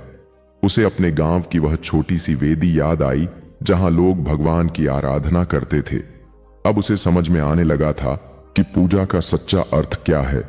उसने बुद्ध के चरणों में प्रणाम किया और मन ही मन संकल्प किया कि वह अपने जीवन को करुणा और सत्य के मार्ग पर चलाएगा। कुछ समय बाद जब वह अपने गांव लौटा तो उसके चेहरे पर एक नई शांति थी। उसने लोगों को बुद्ध के उपदेश सुनाए और बताया कि भगवान की आराधना केवल बाहरी अनुष्ठान नहीं बल्कि मन की पवित्रता है। गांव के लोग पहले से ही श्रद्धालु थे, इसलिए उन्होंने इन बातों को सहजता से स्वीकार किया। अब वे जब पीपल के वृक्ष के नीचे दीप जलाते तो उनके मन में यह भाव भी रहता कि उनका हर कर्म भगवान को अर्पित है। धीरे धीरे पवनपुर का वह छोटा सा ग्राम एक उदाहरण बन गया। वहां लोग एक दूसरे के प्रति दयालु थे और जीवन को सरलता से जीते थे। उनकी आराधना केवल मंदिर तक सीमित नहीं थी, बल्कि उनके व्यवहार में दिखाई देती थी। जब भी कोई यात्री वहां से गुजरता तो उसे उस गांव की शांति और प्रेम देखकर आश्चर्य होता। लोग कहते कि वहां भगवान की पूजा केवल वेदी पर नहीं, बल्कि हर हृदय में होती है। समय बीतता गया, पर उस पीपल के वृक्ष के नीचे जलने वाला दीपक कभी बुझा नहीं। पीढ़ियां बदलती रहीं, पर उस स्थान की परंपरा बनी रही। लोग आज भी वहां आकर प्रार्थना करते, पर अब वे यह भी जानते थे कि सच्ची आराधना मनुष्य के कर्मों में बसती है। उस छोटे से गांव की कथा दूर दूर तक फैल गई और लोग कहते कि जब श्रद्धा और करुणा एक साथ मिलती हैं, तब वही सच्ची पूजा बन जाती है। उसी युग में जब गौतम बुद्ध ज्ञान का प्रकाश फैला रहे थे, तब अनगिनत गांवों और नगरों में लोग धीरे धीरे समझने लगे थे कि भगवान की आराधना केवल अनुष्ठान नहीं, बल्कि जीवन को पवित्र बनाने का मार्ग है। और यही समझ उस समय की सबसे बड़ी संपत्ति थी, क्योंकि जिसने यह जान लिया कि सच्ची पूजा मन के भीतर है, उसे संसार के किसी भी मंदिर में जाने की आवश्यकता नहीं रहती, क्योंकि उसका हृदय ही सबसे पवित्र मंदिर बन जाता है। प्राचीन भारत का वह समय अत्यंत जिज्ञासाओं से भरा हुआ था। गंगा के विस्तृत मैदानों में बसे नगरों और ग्रामों में मनुष्य केवल जीवनयापन ही नहीं कर रहा था, बल्कि वह जीवन के गहरे प्रश्नों के उत्तर भी खोज रहा था। उस युग में वेदों की परंपरा जीवित थी। यज्ञ और हवन होते थे। मंदिरों और वेदियों पर देवताओं की पूजा की जाती थी। लोग मानते थे कि संसार के पीछे कोई अदृश्य शक्ति है और उसी की कृपा से वर्षा होती है, अन्न उगता है और जीवन चलता है। पर उसी समय एक नया विचार भी धीरे धीरे लोगों के बीच फैल रहा था। यह विचार था कि मनुष्य स्वयं भी अपने जीवन का मार्ग समझ सकता है और अपने भीतर ऐसी शांति पा सकता है जो किसी बाहरी अनुष्ठान पर निर्भर नहीं होती। इसी समय गौतम बुद्ध का प्रकट होना हुआ और लोगों के मन में एक प्रश्न बार बार उठने लगा। क्या बुद्ध स्वयं किसी भगवान की पूजा करते थे? क्या वे भी किसी देवता के सामने दीप जलाते थे, या उन्होंने पूजा पाठ से अलग कोई मार्ग अपनाया था? श्रावस्ती के निकट बसे एक शांत उपवन में उस समय बुद्ध अपने भिक्षुओं के साथ निवास कर रहे थे। वहां प्रतिदिन दूर दूर से लोग आते और उनसे जीवन के प्रश्न पूछते। कोई दुख से व्याकुल होकर आता, कोई अपने मन की उलझन लेकर, और कोई केवल यह जानने के लिए कि जीवन का सच्चा अर्थ क्या है। उसी समय एक दिन वैशाली से आए कुछ ब्राह्मण वहां पहुंचे। वे विद्वान थे और वेदों के झाता थे। उनके मन में एक जिज्ञासा थी जो लंबे समय से उन्हें परेशान कर रही थी। उन्होंने बुद्ध के सामने बैठकर विनम्रता से कहा कि लोग आपको महान ज्ञानी कहते हैं, लोग आपके चरणों में बैठकर शांति पाते हैं, पर हम यह जानना चाहते हैं कि क्या आप किसी भगवान की पूजा करते हैं? क्या आप भी देवताओं को प्रसन्न करने के लिए यज्ञ या प्रार्थना करते हैं? बुद्ध ने उस प्रश्न को ध्यान से सुना और कुछ देर मौन रहे। उनका स्वभाव ही ऐसा था कि वे तुरंत उत्तर नहीं देते थे, बल्कि पहले प्रश्न के भीतर छिपे भाव को समझते थे। उनके चेहरे पर वही शांत मुस्कान थी जो उन्हें देखने वालों के मन को स्थिर कर देती थी। फिर उन्होंने धीरे धीरे बोलना आरंभ किया। उन्होंने कहा कि इस संसार में अनेक लोग देवताओं की पूजा करते हैं और श्रद्धा के साथ प्रार्थना करते हैं। यदि किसी का मन श्रद्धा से भरा है और वह प्रार्थना करते समय करुणा और सत्य का स्मरण करता है, तो वह बुरा नहीं है। परंतु उन्होंने यह भी कहा कि केवल पूजा पाठ से मनुष्य का दुख समाप्त नहीं होता। जब तक मनुष्य अपने मन को नहीं समझता, अपनी इच्छाओं और क्रोध को नहीं पहचानता, तब तक केवल बाहरी अनुष्ठान उसे पूर्ण शांति नहीं दे सकते। उनकी यह बात सुनकर वहां बैठे लोगों में हलचल सी हुई। कुछ लोग सोचने लगे कि क्या बुद्ध पूजा के विरुद्ध हैं, पर बुद्ध ने तुरंत स्पष्ट किया कि वे किसी की श्रद्धा को गलत नहीं कहते। उन्होंने कहा कि यदि कोई व्यक्ति देवताओं की पूजा करता है और उसका मन दया और सदाचार से भरा है, तो वह मार्ग भी उसे अच्छे कर्मों की ओर ले जा सकता है। पर उन्होंने अपने जीवन का अनुभव बताते हुए कहा कि जब वे राजकुमार थे तब उन्होंने भी अनेक अनुष्ठान देखे थे। राजमहल में यज्ञ होते थे, ब्राह्मण मंत्र पढ़ते थे और देवताओं की स्तुति की जाती थी। परंतु जब उन्होंने संसार के दुख को देखा, बुढ़ापा, बीमारी और मृत्यु, तब उनके मन में यह प्रश्न उठा कि क्या केवल पूजा पाठ से इन दुखों का अंत हो सकता है। इसी प्रश्न ने उन्हें महल छोड़ने के लिए प्रेरित किया। जब वे राजकुमार सिद्धार्थ थे और रात के समय अपने रथ पर बैठकर महल से बाहर निकले, तब उनके मन में केवल एक ही संकल्प था, सत्य को जानना। उन्होंने वर्षों तक तपस्या की, अनेक गुरुओं के पास गए, ध्यान किया और अपने मन को समझने का प्रयास किया। उस समय उन्होंने यह भी देखा कि कुछ लोग देवताओं की पूजा में इतने डूब जाते हैं कि वे अपने भीतर झांकना भूल जाते हैं। उन्हें लगा कि यदि मनुष्य अपने मन को नहीं समझेगा तो चाहे वह कितनी भी पूजा कर ले, उसे स्थायी शांति नहीं मिल पाएगी। बुद्ध ने कहा कि जब उन्हें बोधि वृक्ष के नीचे ज्ञान प्राप्त हुआ, तब उन्हें यह स्पष्ट दिखाई दिया कि दुख का कारण मनुष्य की तृष्णा है और उसका अंत भी उसी के भीतर है। उस समय उन्होंने किसी देवता से प्रार्थना नहीं की थी कि उन्हें ज्ञान दे। उन्होंने केवल अपने मन को शांत किया और सत्य को देखने का प्रयास किया। जब मन पूरी तरह शांत हो गया और सभी इच्छाएं थम गईं, तब उन्हें वह ज्ञान मिला जिसे उन्होंने बोध कहा। उसी क्षण से उनका जीवन दूसरों को यह समझाने में बीतने लगा कि मनुष्य स्वयं अपने प्रयास से मुक्ति पा सकता है। यह सुनकर वैशाली से आए ब्राह्मणों में से एक ने पूछा कि यदि आप देवताओं की पूजा नहीं करते तो क्या आप देवताओं के अस्तित्व को नहीं मानते? बुद्ध ने इस प्रश्न का उत्तर भी बड़े संतुलन से दिया। उन्होंने कहा कि इस संसार में अनेक प्रकार के लोक और अस्तित्व हो सकते हैं, पर मनुष्य का सबसे बड़ा कार्य यह नहीं है कि वह उनके बारे में बहस करता रहे। सबसे महत्वपूर्ण यह है कि मनुष्य अपने जीवन को सदाचार, करुणा और जागरूकता से भर दे। यदि वह ऐसा करता है तो उसका जीवन स्वयं ही एक पूजा बन जाता है। उनकी यह बात वहां बैठे लोगों के मन को गहराई से छू गई। उन्होंने समझा कि बुद्ध पूजा पाठ के विरोधी नहीं है, पर वे यह सिखाते हैं कि सच्ची पूजा मनुष्य के आचरण में होनी चाहिए। यदि कोई व्यक्ति मंदिर जाकर प्रार्थना करता है पर बाहर आकर दूसरों के साथ कठोर व्यवहार करता है तो उसकी पूजा अधूरी है। पर यदि कोई व्यक्ति बिना किसी अनुष्ठान के भी करुणा और सत्य के साथ जीवन जीता है तो उसका हर क्षण पूजा बन जाता है। उसी सभा में श्रावस्ती का एक युवक भी बैठा था जिसका नाम उदयन था। वह बचपन से ही मंदिरों में पूजा करता आया था और उसे विश्वास था कि देवताओं को प्रसन्न करना ही जीवन का उद्देश्य है।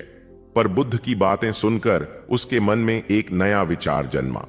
उसने सोचा कि शायद पूजा का अर्थ केवल दीप जलाना नहीं, बल्कि अपने मन को भी प्रकाशित करना है। सभा समाप्त होने के बाद वह बुद्ध के पास गया और उनसे पूछा कि यदि मैं भगवान की पूजा करता हूं तो क्या मुझे उसे छोड़ देना चाहिए? बुद्ध ने मुस्कुराकर कहा कि यदि तुम्हारे मन में श्रद्धा है तो उसे छोड़ने की आवश्यकता नहीं है, पर यह याद रखो कि पूजा का उद्देश्य मन को निर्मल बनाना है। यदि तुम्हारी प्रार्थना तुम्हें अधिक दयालु और शांत बनाती है तो वह सही दिशा में है। समय बीतता गया और बुद्ध के उपदेश दूर दूर तक फैलते गए। लोग यह समझने लगे कि बुद्ध ने पूजा पाठ को अनिवार्य नहीं माना, पर उन्होंने जीवन को ही साधना बना दिया। उन्होंने सिखाया कि ध्यान, जागरूकता और करुणा के माध्यम से मनुष्य अपने भीतर वही शांति पा सकता है जिसे लोग देवताओं की कृपा मानते हैं। इसीलिए उनके शिष्य जब सुबह उठते थे तो वे किसी देवता की पूजा करने से अधिक अपने मन को शांत करने का अभ्यास करते थे। वे ध्यान करते, अपने विचारों को देखते और यह प्रयास करते कि उनके मन में क्रोध या लोभ न पनपे। फिर भी बुद्ध ने कभी भी लोगों की श्रद्धा का अपमान नहीं किया। यदि कोई व्यक्ति देवताओं में विश्वास करता था तो वे उसे मना नहीं करते थे। वे केवल इतना कहते थे कि श्रद्धा को अंधविश्वास न बनने दो। श्रद्धा तब सार्थक होती है जब वह मनुष्य को बेहतर बनने के लिए प्रेरित करे। इसीलिए बुद्ध का मार्ग पूजा से अधिक जागरूकता का मार्ग था। उन्होंने सिखाया कि यदि मनुष्य अपने हर कर्म को सजगता और करुणा से करता है तो वही उसकी सबसे बड़ी प्रार्थना है। इस प्रकार उस युग में धीरे धीरे यह समझ फैलने लगी कि बुद्ध ने कोई विशेष पूजा पाठ नहीं किया था। उन्होंने अपने जीवन को ही साधना बना लिया था। उन्होंने यह दिखाया कि मनुष्य का सबसे बड़ा मंदिर उसका स्वयं का हृदय है और सबसे बड़ा दीपक उसकी जागरूकता है। जब यह दीपक जल उठता है तो जीवन के अंधकार अपने आप दूर हो जाते हैं। यही कारण है कि लोग उन्हें भगवान कहने लगे, क्योंकि उन्होंने मनुष्य को यह सिखाया कि सच्चा ईश्वर बाहरी वेदियों से अधिक हमारे भीतर की करुणा और ज्ञान में बसता है। और जब मनुष्य उस सत्य को पहचान लेता है तब उसका जीवन स्वयं ही एक निरंतर प्रार्थना बन जाता है, जिसमें शब्दों की आवश्यकता नहीं होती, क्योंकि उसके हर विचार और हर कर्म में ही श्रद्धा का प्रकाश झलकने लगता है। वन के उस विशाल विस्तार में उस दिन अजीब सी निस्तब्धता थी। ऊंचे ऊंचे वृक्षों की शाखाएं हवा के साथ धीरे धीरे हिल रही थीं और पत्तों के बीच से छनकर आती धूप धरती पर टुकड़ों में बिखर रही थी। उस पथ पर बहुत कम लोग चलने का साहस करते थे, क्योंकि वह मार्ग लंबे समय से भय का पर्याय बन चुका था। यात्रियों के बीच एक ही नाम फुसफुसाहट की तरह फैलता था, अंगुलीमाल। लोग कहते थे कि वह एक भयानक डाकू है जो अकेले ही जंगल में रहता है और जो भी उस मार्ग से गुजरता है उसे जीवित नहीं छोड़ता। उसके गले में उंगलियों की माला होने की कथा सुनकर लोग कांप उठते थे। यही कारण था कि उस वन के पास बसे गांवों के लोग दूर से ही उस रास्ते से बचकर निकल जाते थे। लेकिन उस दिन एक ऐसा व्यक्ति उसी मार्ग पर शांत भाव से चल रहा था जिसकी चाल में कोई भय नहीं था। वह थे बुद्ध। उनके कदम धीमे थे पर उनमें स्थिरता थी। उनके चेहरे पर वही शांति थी जो किसी गहरे सागर की सतह पर दिखाई देती है। उसी समय जंगल के भीतर कहीं अंगुलीमाल छिपा हुआ था। उसकी आंखें तीखी थीं और मन क्रोध से भरा हुआ था। उसने वर्षों से यही जीवन जिया था, लूट, हिंसा और आतंक। उसके भीतर कहीं गहराई में कभी एक साधारण मनुष्य भी रहा होगा, पर अब वह स्मृति धुंधली हो चुकी थी। उसने अपने जीवन को इस भयावह मार्ग पर क्यों मोड़ा, यह कहानी भी कम विचित्र नहीं थी।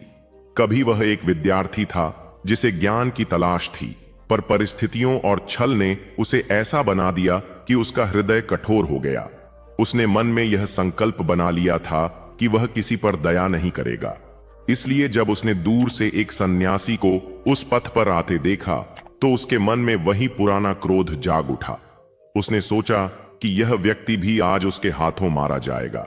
अंगुलीमाल ने अपनी तलवार उठाई और तेजी से उस दिशा में दौड़ा जहां बुद्ध धीरे धीरे आगे बढ़ रहे थे। पर एक अजीब बात हुई। वह जितना तेज दौड़ता उतना ही उसे लगता कि वह उस शांत सन्यासी के पास नहीं पहुंच पा रहा है। बुद्ध की चाल धीमी थी, फिर भी वह उनसे आगे नहीं निकल पा रहा था।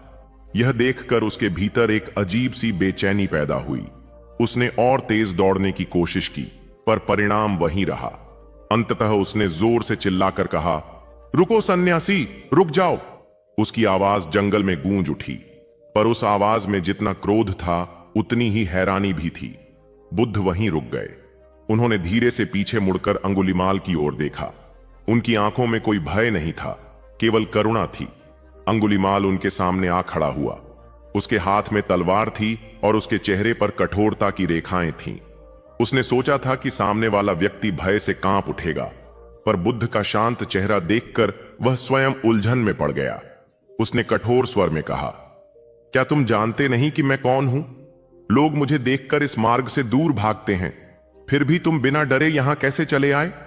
बुद्ध ने शांत स्वर में उत्तर दिया, मैं जानता हूं कि तुम कौन हो, पर मैं यह भी जानता हूं कि हर मनुष्य के भीतर परिवर्तन की संभावना होती है। यह सुनकर अंगुलीमाल के भीतर जैसे आग भड़क उठी। उसने कहा, तुम्हें मुझसे डर नहीं लगता?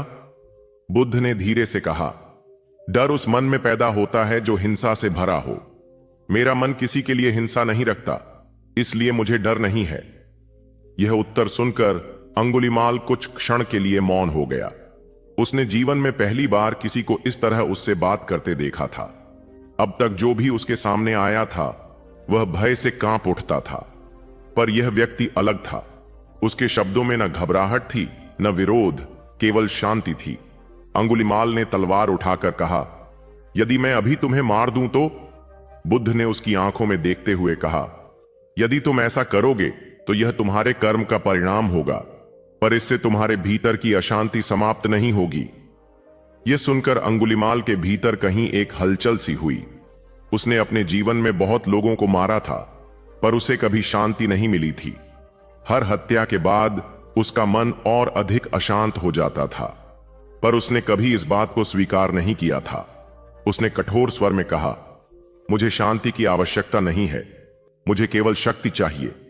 बुद्ध ने उत्तर दिया, जो मनुष्य अपने क्रोध का दास है वह शक्तिशाली नहीं होता। सच्ची शक्ति वह है जो क्रोध को जीत सके। यह सुनते ही अंगुलिमाल के मन में जैसे एक बिजली सी कौंध गई। उसने अपने जीवन को याद किया। उसे याद आया कि कभी वह भी एक साधारण युवक था जो ज्ञान प्राप्त करना चाहता था, पर परिस्थितियों ने उसे इस मार्ग पर धकेल दिया। उसने धीरे धीरे महसूस किया कि उसके भीतर जो क्रोध है वह उसे हर दिन और अधिक अंधकार में ले जा रहा है। बुद्ध की शांत उपस्थिति उसके भीतर छिपी उस पीड़ा को उजागर कर रही थी जिसे वह वर्षों से दबा कर रखे हुए था। कुछ क्षणों तक दोनों के बीच मौन छाया रहा। जंगल में केवल हवा की सरसराहट सुनाई दे रही थी।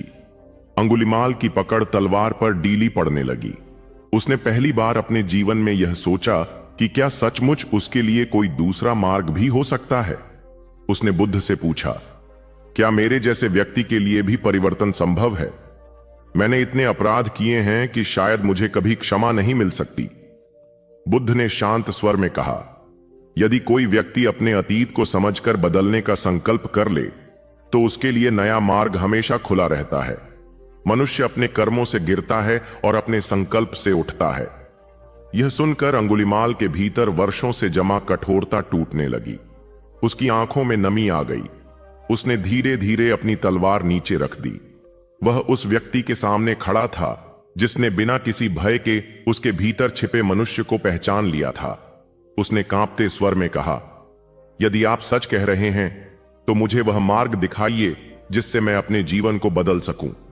बुद्ध ने उसकी ओर करुणा से देखते हुए कहा, पहला कदम यह है कि तुम हिंसा का मार्ग छोड़ दो और अपने मन को समझने का प्रयास करो। अंगुलिमाल ने उस क्षण एक ऐसा निर्णय लिया जिसने उसके पूरे जीवन की दिशा बदल दी। उसने अपने हाथों की तलवार वहीं छोड़ दी और बुद्ध के चरणों में झुक गया। उस क्षण जंगल की निस्तब्धता में जैसे एक नया अध्याय आरंभ हुआ। जो व्यक्ति कभी आतंक का प्रतीक था वह अब परिवर्तन की राह पर चलने वाला एक साधक बनने जा रहा था। बुद्ध ने उसे उठाया और शांत स्वर में कहा कि परिवर्तन का मार्ग आसान नहीं होगा, पर यदि वह धैर्य रखेगा तो उसके भीतर भी शांति का प्रकाश जग सकता है।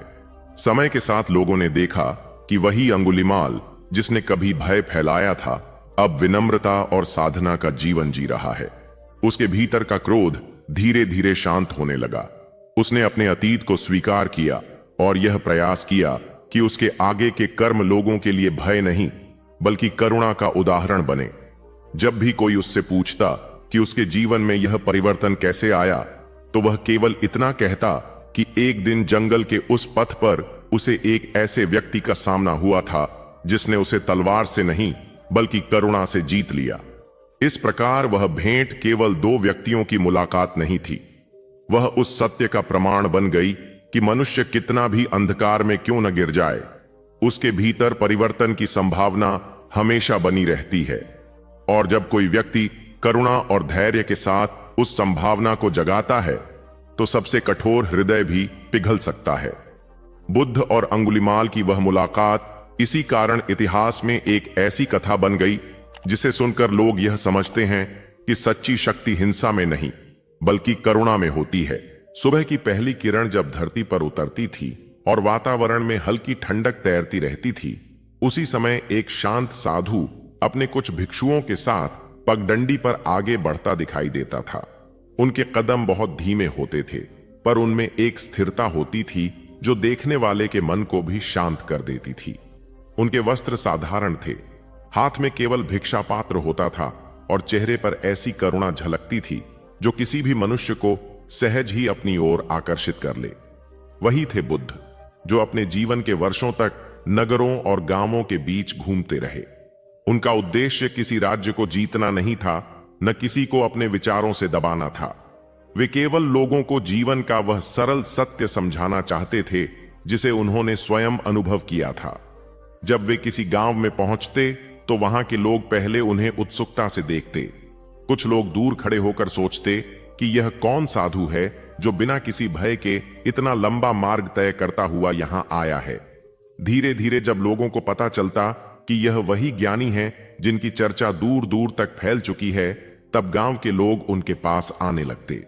कोई किसान अपने खेत से लौटते समय उनके सामने बैठ जाता, कोई वृद्ध अपनी लाठी के सहारे पास आकर उनके शब्द सुनने लगता और बच्चे भी उनके आसपास चुपचाप बैठ जाते।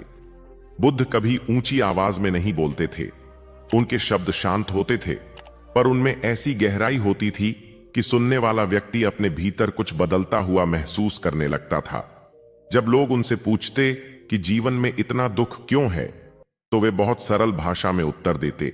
वे कहते कि मनुष्य का दुख बाहर की वस्तुओं से कम और अपने मन की इच्छाओं से अधिक पैदा होता है।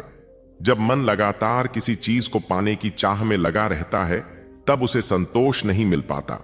इसीलिए उन्होंने लोगों को समझाया कि यदि मनुष्य अपने मन को समझ ले और अपनी इच्छाओं को संयमित करना सीख जाए, तो जीवन हल्का और शांत हो सकता है। किसी गांव में वे खेतों के बीच खड़े होकर किसानों से बात करते।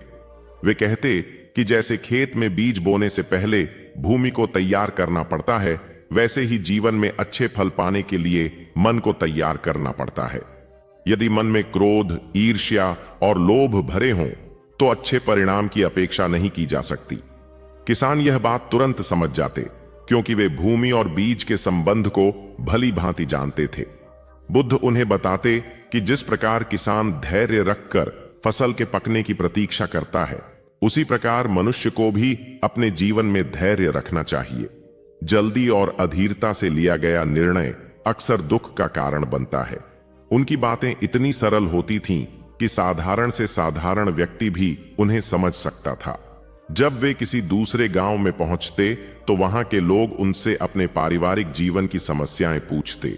कोई पति पत्नी के झगड़े के बारे में बताता, कोई भाई अपने भाई से हुए विवाद की शिकायत करता। बुद्ध ऐसे प्रश्नों का उत्तर देते समय किसी को दोषी नहीं ठहराते थे। वे केवल इतना कहते कि क्रोध उस आग की तरह है जो पहले उस व्यक्ति को जलाती है जिसके भीतर वह पैदा होती है। यदि मनुष्य क्षमा करना सीख ले तो उसका मन हल्का हो जाता है और संबंध भी सुधरने लगते हैं। लोग उनकी यह बात सुनकर चुप हो जाते, क्योंकि उन्हें अपने जीवन में क्रोध के कारण हुए झगड़े याद आने लगते थे। कभी कभी वे बच्चों से भी बात करते। बच्चे उनके पास बैठकर उनसे प्रश्न पूछते कि जीवन में सबसे बड़ा खजाना क्या है। बुद्ध मुस्कुराकर कहते कि सबसे बड़ा खजाना ज्ञान और सदाचार है। धन और वस्तुएं समय के साथ समाप्त हो जाती हैं, पर यदि मनुष्य के भीतर सही समझ और करुणा हो तो वह हर परिस्थिति में शांत रह सकता है। बच्चे यह सुनकर खुश हो जाते और उनके आसपास बैठकर उनकी कहानियां सुनते। बुद्ध अक्सर उदाहरण देकर बातें समझाते थे। वे कहते कि यदि कोई व्यक्ति अपने मन को संभालना सीख ले तो वह ऐसे रथवान की तरह बन जाता है जो कठिन रास्तों पर भी अपने रथ को सही दिशा में ले जा सकता है। गांवों में घूमते हुए बुद्ध ने यह भी देखा कि कई लोग अंधविश्वास में उलझे हुए हैं। वे छोटी छोटी घटनाओं को किसी अदृश्य भय से जोड़ देते थे। तब बुद्ध उन्हें समझाते कि जीवन में हर घटना के पीछे कोई कारण होता है। यदि मनुष्य अपने कर्मों को सुधार ले तो उसका भविष्य भी बदल सकता है। उन्होंने लोगों को यह सिखाया कि अपने कर्मों के प्रति जागरूक रहना ही सबसे बड़ा उपाय है। यदि कोई व्यक्ति दूसरों के साथ दया और ईमानदारी से व्यवहार करता है तो उसका जीवन अपने आप बेहतर हो जाता है। कई बार जब शाम ढलने लगती और आकाश में हल्की लालिमा फैल जाती, तब गांव के लोग फिर से बुद्ध के पास एकत्र हो जाते। उस समय वातावरण बहुत शांत होता था। लोग दिन भर के काम से थक चुके होते, पर उनके मन में बुद्ध की बातें सुनने की उत्सुकता बनी रहती। बुद्ध उन्हें ध्यान के बारे में भी बताते। वे कहते कि कुछ समय शांत बैठकर अपने मन को देखना चाहिए। जब मनुष्य अपनी सांसों पर ध्यान देता है और अपने विचारों को बिना विरोध के देखता है, तब धीरे धीरे उसका मन शांत होने लगता है। यह अभ्यास सुनने में सरल लगता था, पर जिसने भी इसे किया उसने अनुभव किया कि इससे भीतर एक नई स्थिरता पैदा होती है। समय के साथ बुद्ध के गांव-गांव घूमने की चर्चा फैलने लगी। लोग कहते कि वह साधु किसी चमत्कार की बात नहीं करता, पर उसके शब्द सुनने से मन हल्का हो जाता है। वह लोगों को यह नहीं कहता कि वे किसी से डरें या किसी विशेष अनुष्ठान में ही मुक्ति खोजें। वह केवल यह सिखाता है कि जीवन को सरलता, करुणा और जागरूकता के साथ जीना ही सबसे बड़ा मार्ग है। यही कारण था कि जहां भी वह जाते, लोग उन्हें सम्मान से देखते और उनके जाने के बाद भी उनकी बातें लंबे समय तक याद रखते। कई वर्षों तक यह क्रम चलता रहा। बुद्ध और उनके भिक्षु एक स्थान से दूसरे स्थान तक जाते रहे। रास्ते कठिन होते, मौसम बदलते रहते, पर उनका उद्देश्य कभी नहीं बदला। वे हर गांव में यही समझाते कि मनुष्य का जीवन तभी शांत हो सकता है जब वह अपने भीतर के क्रोध, लोभ और भ्रम को समझकर उनसे ऊपर उठने का प्रयास करे। वे कहते कि कोई भी मनुष्य छोटा या बड़ा नहीं होता, हर व्यक्ति के भीतर वही क्षमता छिपी होती है जिससे वह अपने जीवन को प्रकाशमय बना सकता है। धीरे धीरे लोगों ने यह अनुभव करना शुरू किया कि बुद्ध के शब्द केवल उपदेश नहीं हैं, बल्कि जीवन को देखने का एक नया तरीका है। जिन्होंने उनकी बातों को अपनाया, उनके व्यवहार में परिवर्तन दिखाई देने लगा। वे अधिक धैर्यवान और दयालु बनने लगे। जब कोई उनसे पूछता कि उन्हें यह परिवर्तन कैसे मिला, तो वे बताते कि एक शांत साधु कभी उनके गांव आया था और उसने उन्हें यह सिखाया था कि मनुष्य का सबसे बड़ा सहारा उसका अपना जागरूक मन है। समय बीतता गया, पर बुद्ध के गांव-गांव जाकर लोगों को समझाने की वह परंपरा एक गहरी स्मृति बनकर रह गई। उन रास्तों पर अब भी लोग चलते थे जहां कभी बुद्ध के कदम पड़े थे। कई लोगों को याद था कि एक दिन उसी पगडंडी पर एक साधु आया था जिसने उन्हें यह बताया था कि जीवन की सबसे बड़ी शक्ति बाहर नहीं, बल्कि मन के भीतर छिपी होती है, और जिसने भी उस सत्य को समझ लिया, उसके लिए हर दिन एक नई शुरुआत बन गया। एक शांत संध्या का समय था। आकाश में सूर्य धीरे धीरे ढल रहा था और धरती पर सुनहरी आभा फैल रही थी। उसी समय एक वृक्ष के नीचे बैठे बुद्ध अपने शिष्यों को जीवन के मार्ग के बारे में समझा रहे थे। उनके आसपास बैठे लोग अलग अलग स्थानों से आए हुए थे। कोई दूर के नगर से आया था, कोई किसी छोटे ग्राम से, और कुछ ऐसे भी थे जो बहुत दूर देशों से यात्रा करके उनके पास पहुंचे थे। बुद्ध के शांत स्वर में ऐसी गहराई थी कि जो भी उन्हें सुनता, उसके मन में एक नई स्पष्टता पैदा होने लगती थी। उसी सभा में एक युवक ने विनम्रता से प्रश्न किया कि आपके उपदेश अब इतने स्थानों तक पहुंच चुके हैं, क्या यह संभव है कि आपका धर्म केवल यहीं तक सीमित रहेगा या यह और भी दूर देशों तक जाएगा? बुद्ध ने उस युवक की ओर देखा और हल्की मुस्कान के साथ कहा कि सत्य का मार्ग किसी एक स्थान या एक सीमा में बंधा नहीं रहता। यदि कोई बात वास्तव में लोगों के दुख को कम करने की क्षमता रखती है, तो वह धीरे धीरे दूर तक फैलती है, जैसे नदी का जल अपने आप आगे बढ़ता जाता है। जब बुद्ध अपने जीवन में गांव-गांव और नगर-नगर घूमकर लोगों को उपदेश दे रहे थे, तब उनका उद्देश्य किसी साम्राज्य की स्थापना करना नहीं था। वे किसी को अपने धर्म में जबरन शामिल नहीं करते थे। वे केवल जीवन का वह मार्ग बताते थे जिसे उन्होंने स्वयं अनुभव किया था। उन्होंने लोगों को यह सिखाया कि मनुष्य के दुख का कारण उसके भीतर की तृष्णा और अज्ञान है, और यदि वह जागरूकता तथा करुणा के साथ जीवन जीना सीख ले तो उसे शांति मिल सकती है। उनके इन सरल पर गहरे विचारों ने धीरे धीरे लोगों के मन को प्रभावित करना शुरू कर दिया। पहले तो केवल उनके आसपास के क्षेत्रों में लोग उनके उपदेश सुनने लगे, पर समय के साथ उनके शिष्य इन शिक्षाओं को लेकर दूर दूर तक जाने लगे। बुद्ध के जीवन काल में ही उनके कई शिष्य ऐसे बने जिन्होंने निश्चय किया कि वे इन शिक्षाओं को और अधिक लोगों तक पहुंचाएंगे। वे साधारण वस्त्र पहनकर लंबी यात्राएं करते थे। वे जहां भी जाते, लोगों को वही बातें बताते जो उन्होंने अपने गुरु से सीखी थीं, कि जीवन में क्रोध, लोभ और मोह को समझना आवश्यक है, कि करुणा और संयम ही सच्चे सुख का मार्ग है, और कि हर मनुष्य अपने प्रयास से अपने जीवन को बेहतर बना सकता है। इन शिष्यों की यात्राओं ने धीरे धीरे उस ज्ञान को सीमाओं से बाहर पहुंचा दिया। समय के साथ यह शिक्षा केवल एक स्थान तक सीमित नहीं रही, बुद्ध के निर्वाण के बाद उनके अनुयायियों ने और अधिक उत्साह के साथ इस मार्ग का प्रचार करना शुरू किया। कई विद्वान भिक्षु दूर दूर की यात्राओं पर निकले। कुछ समुद्र पार करके नए देशों तक पहुंचे, तो कुछ पहाड़ों और जंगलों को पार करके उन क्षेत्रों में गए जहां पहले कभी इस प्रकार की शिक्षा नहीं पहुंची थी। उनके साथ कोई सेना नहीं होती थी, केवल एक भिक्षा पात्र, कुछ वस्त्र और उनके मन में बसे बुद्ध के शब्द होते थे। धीरे धीरे यह मार्ग कई देशों तक पहुंच गया। दक्षिण की ओर यात्रा करने वाले भिक्षु समुद्र पार करके श्रीलंका पहुंचे। वहां के लोगों ने इन शिक्षाओं को बड़े आदर के साथ स्वीकार किया। वहां मठों और अध्ययन केंद्रों की स्थापना हुई, जहां लोग ध्यान और सदाचार के मार्ग को सीखने लगे। समय बीतने के साथ वही परंपरा वहां की संस्कृति का एक महत्वपूर्ण हिस्सा बन गई। पूर्व की दिशा में जाने वाले भिक्षु चीन तक पहुंचे। वहां के विद्वानों ने इन शिक्षाओं का अध्ययन किया और उन्हें अपनी भाषा में समझने का प्रयास किया। अनेक ग्रंथों का अनुवाद किया गया ताकि अधिक लोग उन्हें पढ़ सकें। चीन में इन विचारों ने दर्शन और कला दोनों को प्रभावित किया। वहां के साधकों ने ध्यान की परंपरा को और विकसित किया और धीरे धीरे यह मार्ग समाज के कई वर्गों तक पहुंच गया। चीन से ही यह परंपरा आगे जापान तक पहुंची। वहां के लोगों ने भी इसे अपने ढंग से अपनाया। वहां ध्यान की साधना और अनुशासन पर विशेष ध्यान दिया गया। जापान में कई मठ और मंदिर बने जहां लोग शांति की खोज में आते थे। यह सब उस बीज का परिणाम था जो कभी बुद्ध ने अपने जीवन में बोया था। इसी प्रकार उत्तर की ओर जाने वाले भिक्षु तिब्बत तक पहुंचे। वहां की कठिन पहाड़ियों और ठंडे वातावरण में भी इस मार्ग ने जगह बनाई। तिब्बत में यह शिक्षा स्थानीय परंपराओं के साथ मिलकर एक नई शैली में विकसित हुई। वहां के मठों में ध्यान, अध्ययन और साधना की परंपरा मजबूत हुई और धीरे धीरे यह वहां के जीवन का एक महत्वपूर्ण भाग बन गई। पश्चिम और दक्षिण पूर्व की दिशा में भी यह मार्ग फैलता गया।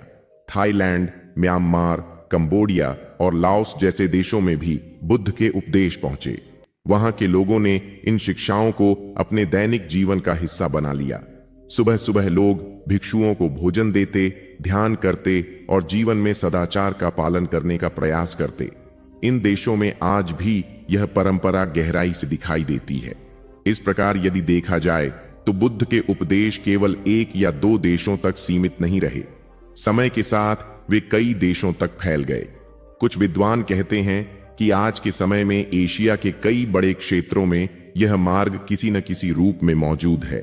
यह सब उस सरल शिक्षा के कारण संभव हुआ जिसे बुद्ध ने लोगों को दिया था कि मनुष्य अपने मन को समझकर अपने जीवन को बदल सकता है। पर यदि गहराई से सोचा जाए तो बुद्ध का उद्देश्य कभी यह नहीं था कि उनका धर्म कितने देशों तक पहुंचेगा।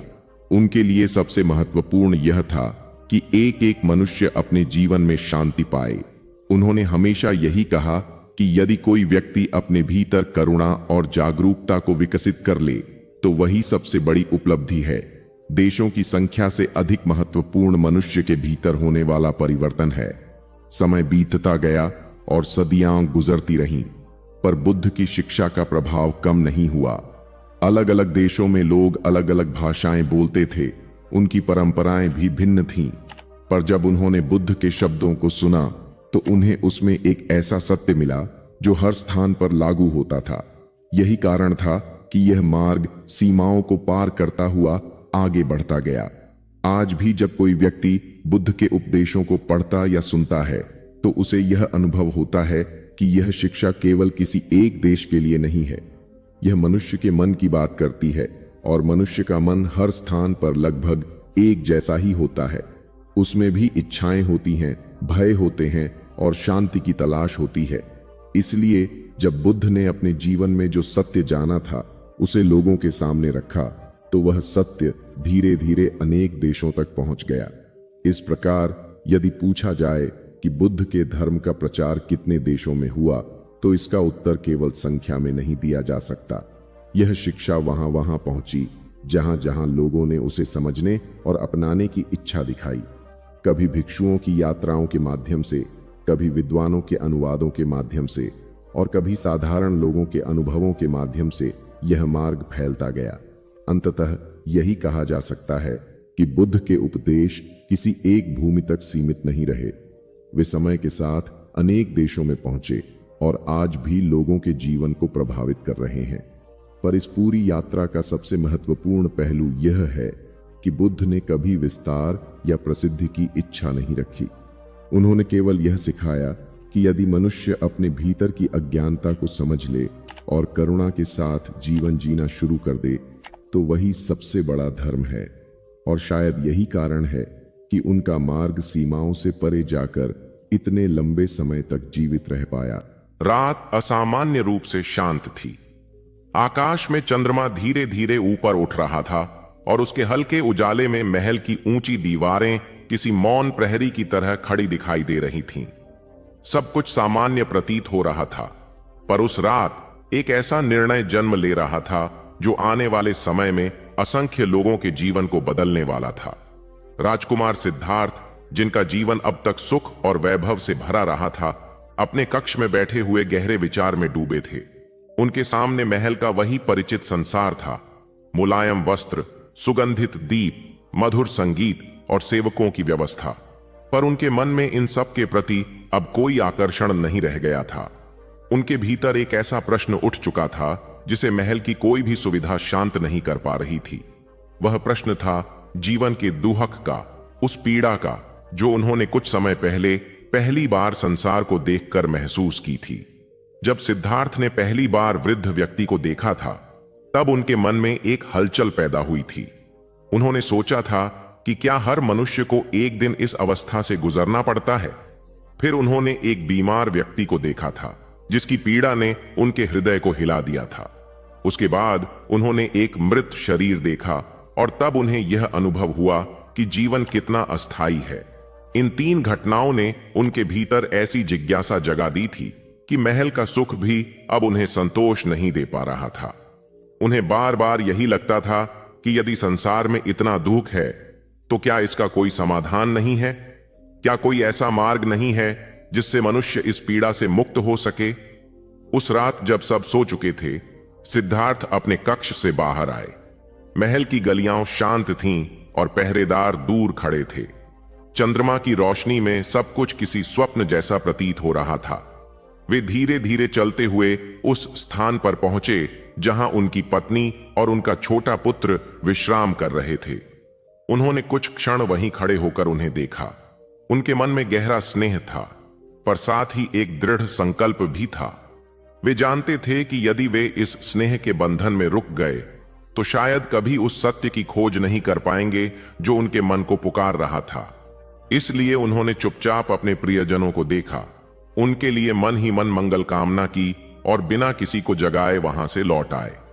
महल के बाहर उनका विश्वस्त सारथी छन्ना घोड़े के साथ प्रतीक्षा कर रहा था। जब सिद्धार्थ वहां पहुंचे तो चन्ना ने आश्चर्य से पूछा कि इतनी रात को कहां जाना है। सिद्धार्थ ने शांत स्वर में कहा कि उन्हें एक लंबी यात्रा पर निकलना है। छन्ना ने उनके चेहरे पर देखा कि यह कोई साधारण यात्रा नहीं है। उसमें एक ऐसा निर्णय झलक रहा था जिसे बदलना संभव नहीं था। वे दोनों घोड़े पर सवार होकर महल से बाहर निकल पड़े। उस समय हवा ठंडी थी और रात का सन्नाटा चारों ओर फैला हुआ था। घोड़े के खुरों की हल्की आवाज ही उस मौन को तोड़ रही थी। जैसे जैसे वे महल से दूर जाते गए, सिद्धार्थ के मन में एक अजीब सी शांति उतरने लगी। उन्होंने पीछे मुड़कर महल की ओर देखा, जहां उनका पुराना जीवन रह गया था। वह जीवन जिसने उन्हें सुख दिया था, पर उनके प्रश्नों का उत्तर नहीं दे पाया था। अब उनके सामने एक नया मार्ग था, अज्ञात, कठिन और अनिश्चित, पर वही मार्ग उन्हें सत्य की ओर ले जा सकता था। उन्होंने महसूस किया कि यह त्याग केवल महल छोड़ने का नहीं था, बल्कि उस पहचान को छोड़ने का था जो अब तक उनके साथ जुड़ी हुई थी। कुछ दूरी तय करने के बाद वे एक नदी के किनारे पहुंचे। वहां का वातावरण बहुत शांत था। चंद्रमा का प्रकाश जल पर चमक रहा था और हवा में एक गहरी स्थिरता थी। सिद्धार्थ घोड़े से उतर गए और कुछ देर वहीं खड़े होकर जल को देखने लगे। उन्हें लगा कि जीवन भी इसी जल की तरह है, लगातार बहता हुआ, एक क्षण भी स्थिर नहीं। उसी क्षण उन्होंने अपने निर्णय को पूरी तरह स्वीकार कर लिया। उन्होंने अपने सिर के बाल काट दिए और अपने राजसी वस्त्र उतार दिए। उन वस्त्रों को उन्होंने चन्ना को सौंप दिया और कहा कि वह उन्हें वापस महल ले जाए। चन्ना की आंखों में आंसू आ गए। उसने कहा कि वह अपने स्वामी को अकेला कैसे छोड़ सकता है, पर सिद्धार्थ ने उसे समझाया कि यह मार्ग उन्हें अकेले ही चलना होगा। उन्होंने कहा कि अब वे राजकुमार नहीं रहे, अब वे केवल एक साधक हैं जो सत्य की खोज में निकला है। चन्ना ने भारी मन से उन्हें प्रणाम किया और वापस लौट गया। उस क्षण सिद्धार्थ पूरी तरह अकेले खड़े थे, पर उनके भीतर एक नई शक्ति जाग चुकी थी। अब उनके सामने जीवन का एक बिल्कुल अलग अध्याय था। उन्होंने साधारण वस्त्र धारण किए और उस मार्ग पर चल पड़े जहां उन्हें ज्ञान की खोज करनी थी। वे जंगलों में गए, आश्रमों में रहे और अनेक साधकों से मिले। उन्होंने कठोर तपस्या भी की, लंबे समय तक ध्यान किया और अपने शरीर को भी कष्ट दिया, क्योंकि उस समय उन्हें लगता था कि शायद इसी मार्ग से सत्य मिलेगा। पर धीरे धीरे उन्हें यह समझ में आने लगा कि अत्यधिक कष्ट भी उतना ही व्यर्थ है जितना अत्यधिक सुख। समय बीतता गया और सिद्धार्थ का संकल्प और गहरा होता गया। उन्होंने महसूस किया कि सत्य किसी बाहरी वस्तु में नहीं है, बल्कि मन की गहराई में छिपा है। यदि मनुष्य अपने मन को पूरी तरह समझ ले तो उसे वह ज्ञान मिल सकता है जिसकी वह तलाश कर रहा है। यही विचार उन्हें आगे बढ़ाता रहा। कई बार कठिनाइयां आईं, कई बार शरीर थक गया, पर उनका संकल्प कभी कमजोर नहीं पड़ा। उनकी यह यात्रा अंततः उस स्थान तक पहुंची जहां उन्होंने एक वृक्ष के नीचे बैठकर यह निश्चय किया कि जब तक उन्हें सत्य का अनुभव नहीं होगा तब तक वे वहां से उठेंगे नहीं। वही क्षण था जिसने आगे चलकर उन्हें बुद्ध बना दिया। वह व्यक्ति जिसने जागृति प्राप्त की और जिसने संसार को यह समझाया कि दुख का कारण और उसका समाधान दोनों मनुष्य के भीतर ही छिपे हैं। जब उन्होंने महल छोड़ा था तब वह केवल एक राजकुमार का निर्णय था, पर समय के साथ वह निर्णय एक ऐसी कथा बन गया जिसने असंख्य लोगों को प्रेरित किया। लोगों ने समझा कि कभी कभी जीवन में सबसे बड़ा परिवर्तन तभी आता है जब मनुष्य अपने सबसे प्रिय बंधनों को भी पीछे छोड़ने का साहस करता है। सिद्धार्थ का संसार त्यागना केवल एक व्यक्ति का कदम नहीं था, बल्कि वह उस खोज की शुरुआत थी जिसने आगे चलकर अनगिनत लोगों के जीवन में प्रकाश फैलाया। उस रात जब वह महल से निकले थे तब शायद किसी ने नहीं सोचा होगा कि यह घटना इतिहास की सबसे महत्वपूर्ण यात्राओं में से एक बन जाएगी। पर उसी मौन रात में एक ऐसी कहानी शुरू हुई थी जो आज भी लोगों को यह याद दिलाती है कि सत्य की खोज के लिए कभी कभी मनुष्य को अपने पूरे जीवन की दिशा बदलनी पड़ती है, और जब वह ऐसा करता है तब उसका मार्ग केवल उसका नहीं रहता, बल्कि वह अनगिनत अन्य लोगों के लिए भी प्रकाश का स्रोत बन जाता है। जब हम बौद्ध धर्म के बारे में बात करते हैं तो सबसे पहले यह समझना आवश्यक होता है कि यह केवल एक साधारण धर्म नहीं है, बल्कि जीवन को समझने की एक गहरी पद्धति है। लगभग 2500 वर्ष पहले जब गौतम बुद्ध ने ज्ञान प्राप्त किया तब उन्होंने किसी नए ईश्वर की स्थापना नहीं की और न ही उन्होंने लोगों को किसी विशेष देवता की पूजा करने का आदेश दिया। उन्होंने केवल मनुष्य के दुख को समझने का प्रयास किया और यह बताया कि दुख का कारण क्या है और उससे मुक्ति कैसे मिल सकती है। धीरे धीरे उनके उपदेश लोगों के बीच फैलने लगे और समय के साथ यह शिक्षा एक परंपरा के रूप में विकसित हो गई, जिसे आज हम बौद्ध धर्म कहते हैं। बुद्ध ने अपने जीवन काल में ही अनेक क्षेत्रों में भ्रमण किया और लोगों को यह समझाया कि मनुष्य का जीवन तभी शांत हो सकता है जब वह अपने मन को समझे और अपने व्यवहार को संयमित करे।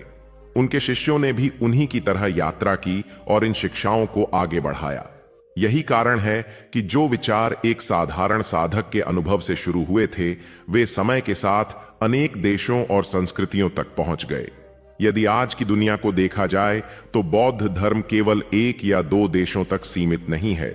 एशिया के कई देशों में यह बहुत गहराई से स्थापित है और वहां के समाज, संस्कृति और जीवन शैली का हिस्सा बन चुका है। चीन में करोड़ों लोग बौद्ध परंपरा से जुड़े हुए हैं। वहां बौद्ध दर्शन ने कला, साहित्य और दर्शन पर गहरा प्रभाव डाला है। जापान में भी बौद्ध धर्म का एक लंबा इतिहास है और वहां के मंदिर, ध्यान परंपराएं और अनुशासन इस धर्म की विशेष पहचान बन चुके हैं। थाईलैंड, म्यांमार, कंबोडिया और लाओस जैसे देशों में बौद्ध धर्म केवल धार्मिक परंपरा नहीं बल्कि सामाजिक व्यवस्था का भी महत्वपूर्ण भाग है। इन देशों में भिक्षुओं का जीवन और ध्यान की साधना समाज के लिए प्रेरणा का स्रोत मानी जाती है। श्रीलंका में भी बौद्ध धर्म बहुत प्राचीन समय से स्थापित है और वहां के लोग इसे अपनी सांस्कृतिक पहचान का महत्वपूर्ण अंग मानते हैं। इसके अतिरिक्त वियतनाम और दक्षिण कोरिया जैसे देशों में भी बौद्ध धर्म का प्रभाव बहुत बड़ा है। वहां यह स्थानीय परंपराओं के साथ मिलकर एक विशेष रूप में विकसित हुआ है। मंगोलिया और भूटान जैसे देशों में भी बौद्ध परंपरा बहुत गहरी है। भूटान में तो यह जीवन की पूरी व्यवस्था का हिस्सा माना जाता है और वहां का सामाजिक ढांचा भी इसी दर्शन से प्रभावित दिखाई देता है। नेपाल में भी बौद्ध धर्म का महत्व है क्योंकि वहीं बुद्ध का जन्म हुआ था और आज भी वहां अनेक प्राचीन मठ और तीर्थ स्थल मौजूद हैं। भारत में जहां से यह परंपरा शुरू हुई थी, आज भी कई क्षेत्रों में लोग बुद्ध के उपदेशों को मानते हैं और बौद्ध अध्ययन के केंद्र मौजूद हैं। समय के साथ बौद्ध धर्म एशिया से बाहर भी फैल गया। आधुनिक समय में यूरोप, अमेरिका, ऑस्ट्रेलिया और अफ्रीका के कुछ हिस्सों में भी लोग बुद्ध के दर्शन का अध्ययन करते हैं और ध्यान की साधना अपनाते हैं। यद्यपि इन क्षेत्रों में बौद्ध धर्म बहुसंख्यक धर्म नहीं है, फिर भी इसके विचारों ने बहुत से लोगों को प्रभावित किया है। आज दुनिया में लगभग 50 से अधिक देशों में बौद्ध परंपरा किसी न किसी रूप में मौजूद है और करोड़ों लोग इससे जुड़े हुए हैं। कई विद्वान मानते हैं कि दुनिया में लगभग 50 से 60 करोड़ लोग ऐसे हैं जो स्वयं को बौद्ध परंपरा से जुड़ा हुआ मानते हैं। यह संख्या समय के साथ बदलती रहती है, पर इतना निश्चित है कि बौद्ध धर्म दुनिया के प्रमुख आध्यात्मिक मार्गों में से एक बन चुका है। अब यदि यह पूछा जाए कि इस धर्म के नियम क्या हैं, तो यह समझना आवश्यक है कि बुद्ध ने बहुत कठोर या जटिल नियमों की व्यवस्था नहीं बनाई थी। उन्होंने जीवन को समझने के लिए कुछ मूल सिद्धांत बताए जो हर व्यक्ति के लिए उपयोगी हो सकते हैं। इन सिद्धांतों का केंद्र बिंदु मनुष्य का आचरण और उसकी जागरूकता है। बुद्ध ने सबसे पहले यह बताया कि जीवन में दुख मौजूद है। उन्होंने यह भी कहा कि इस दुख का कारण मनुष्य की तृष्णा और अज्ञान है। जब मनुष्य लगातार किसी वस्तु या स्थिति को पाने की इच्छा करता रहता है, तब उसका मन अशांत हो जाता है। यदि वह इन इच्छाओं को समझ ले और उनसे ऊपर उठने का प्रयास करे, तो दुख कम हो सकता है। इसी समझ के आधार पर उन्होंने एक मार्ग बताया जिसे मध्य मार्ग कहा जाता है।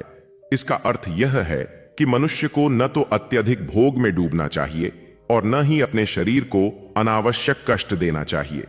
संतुलन का मार्ग ही सही मार्ग है। इस मार्ग को समझाने के लिए बुद्ध ने अष्टांगिक मार्ग की शिक्षा दी थी।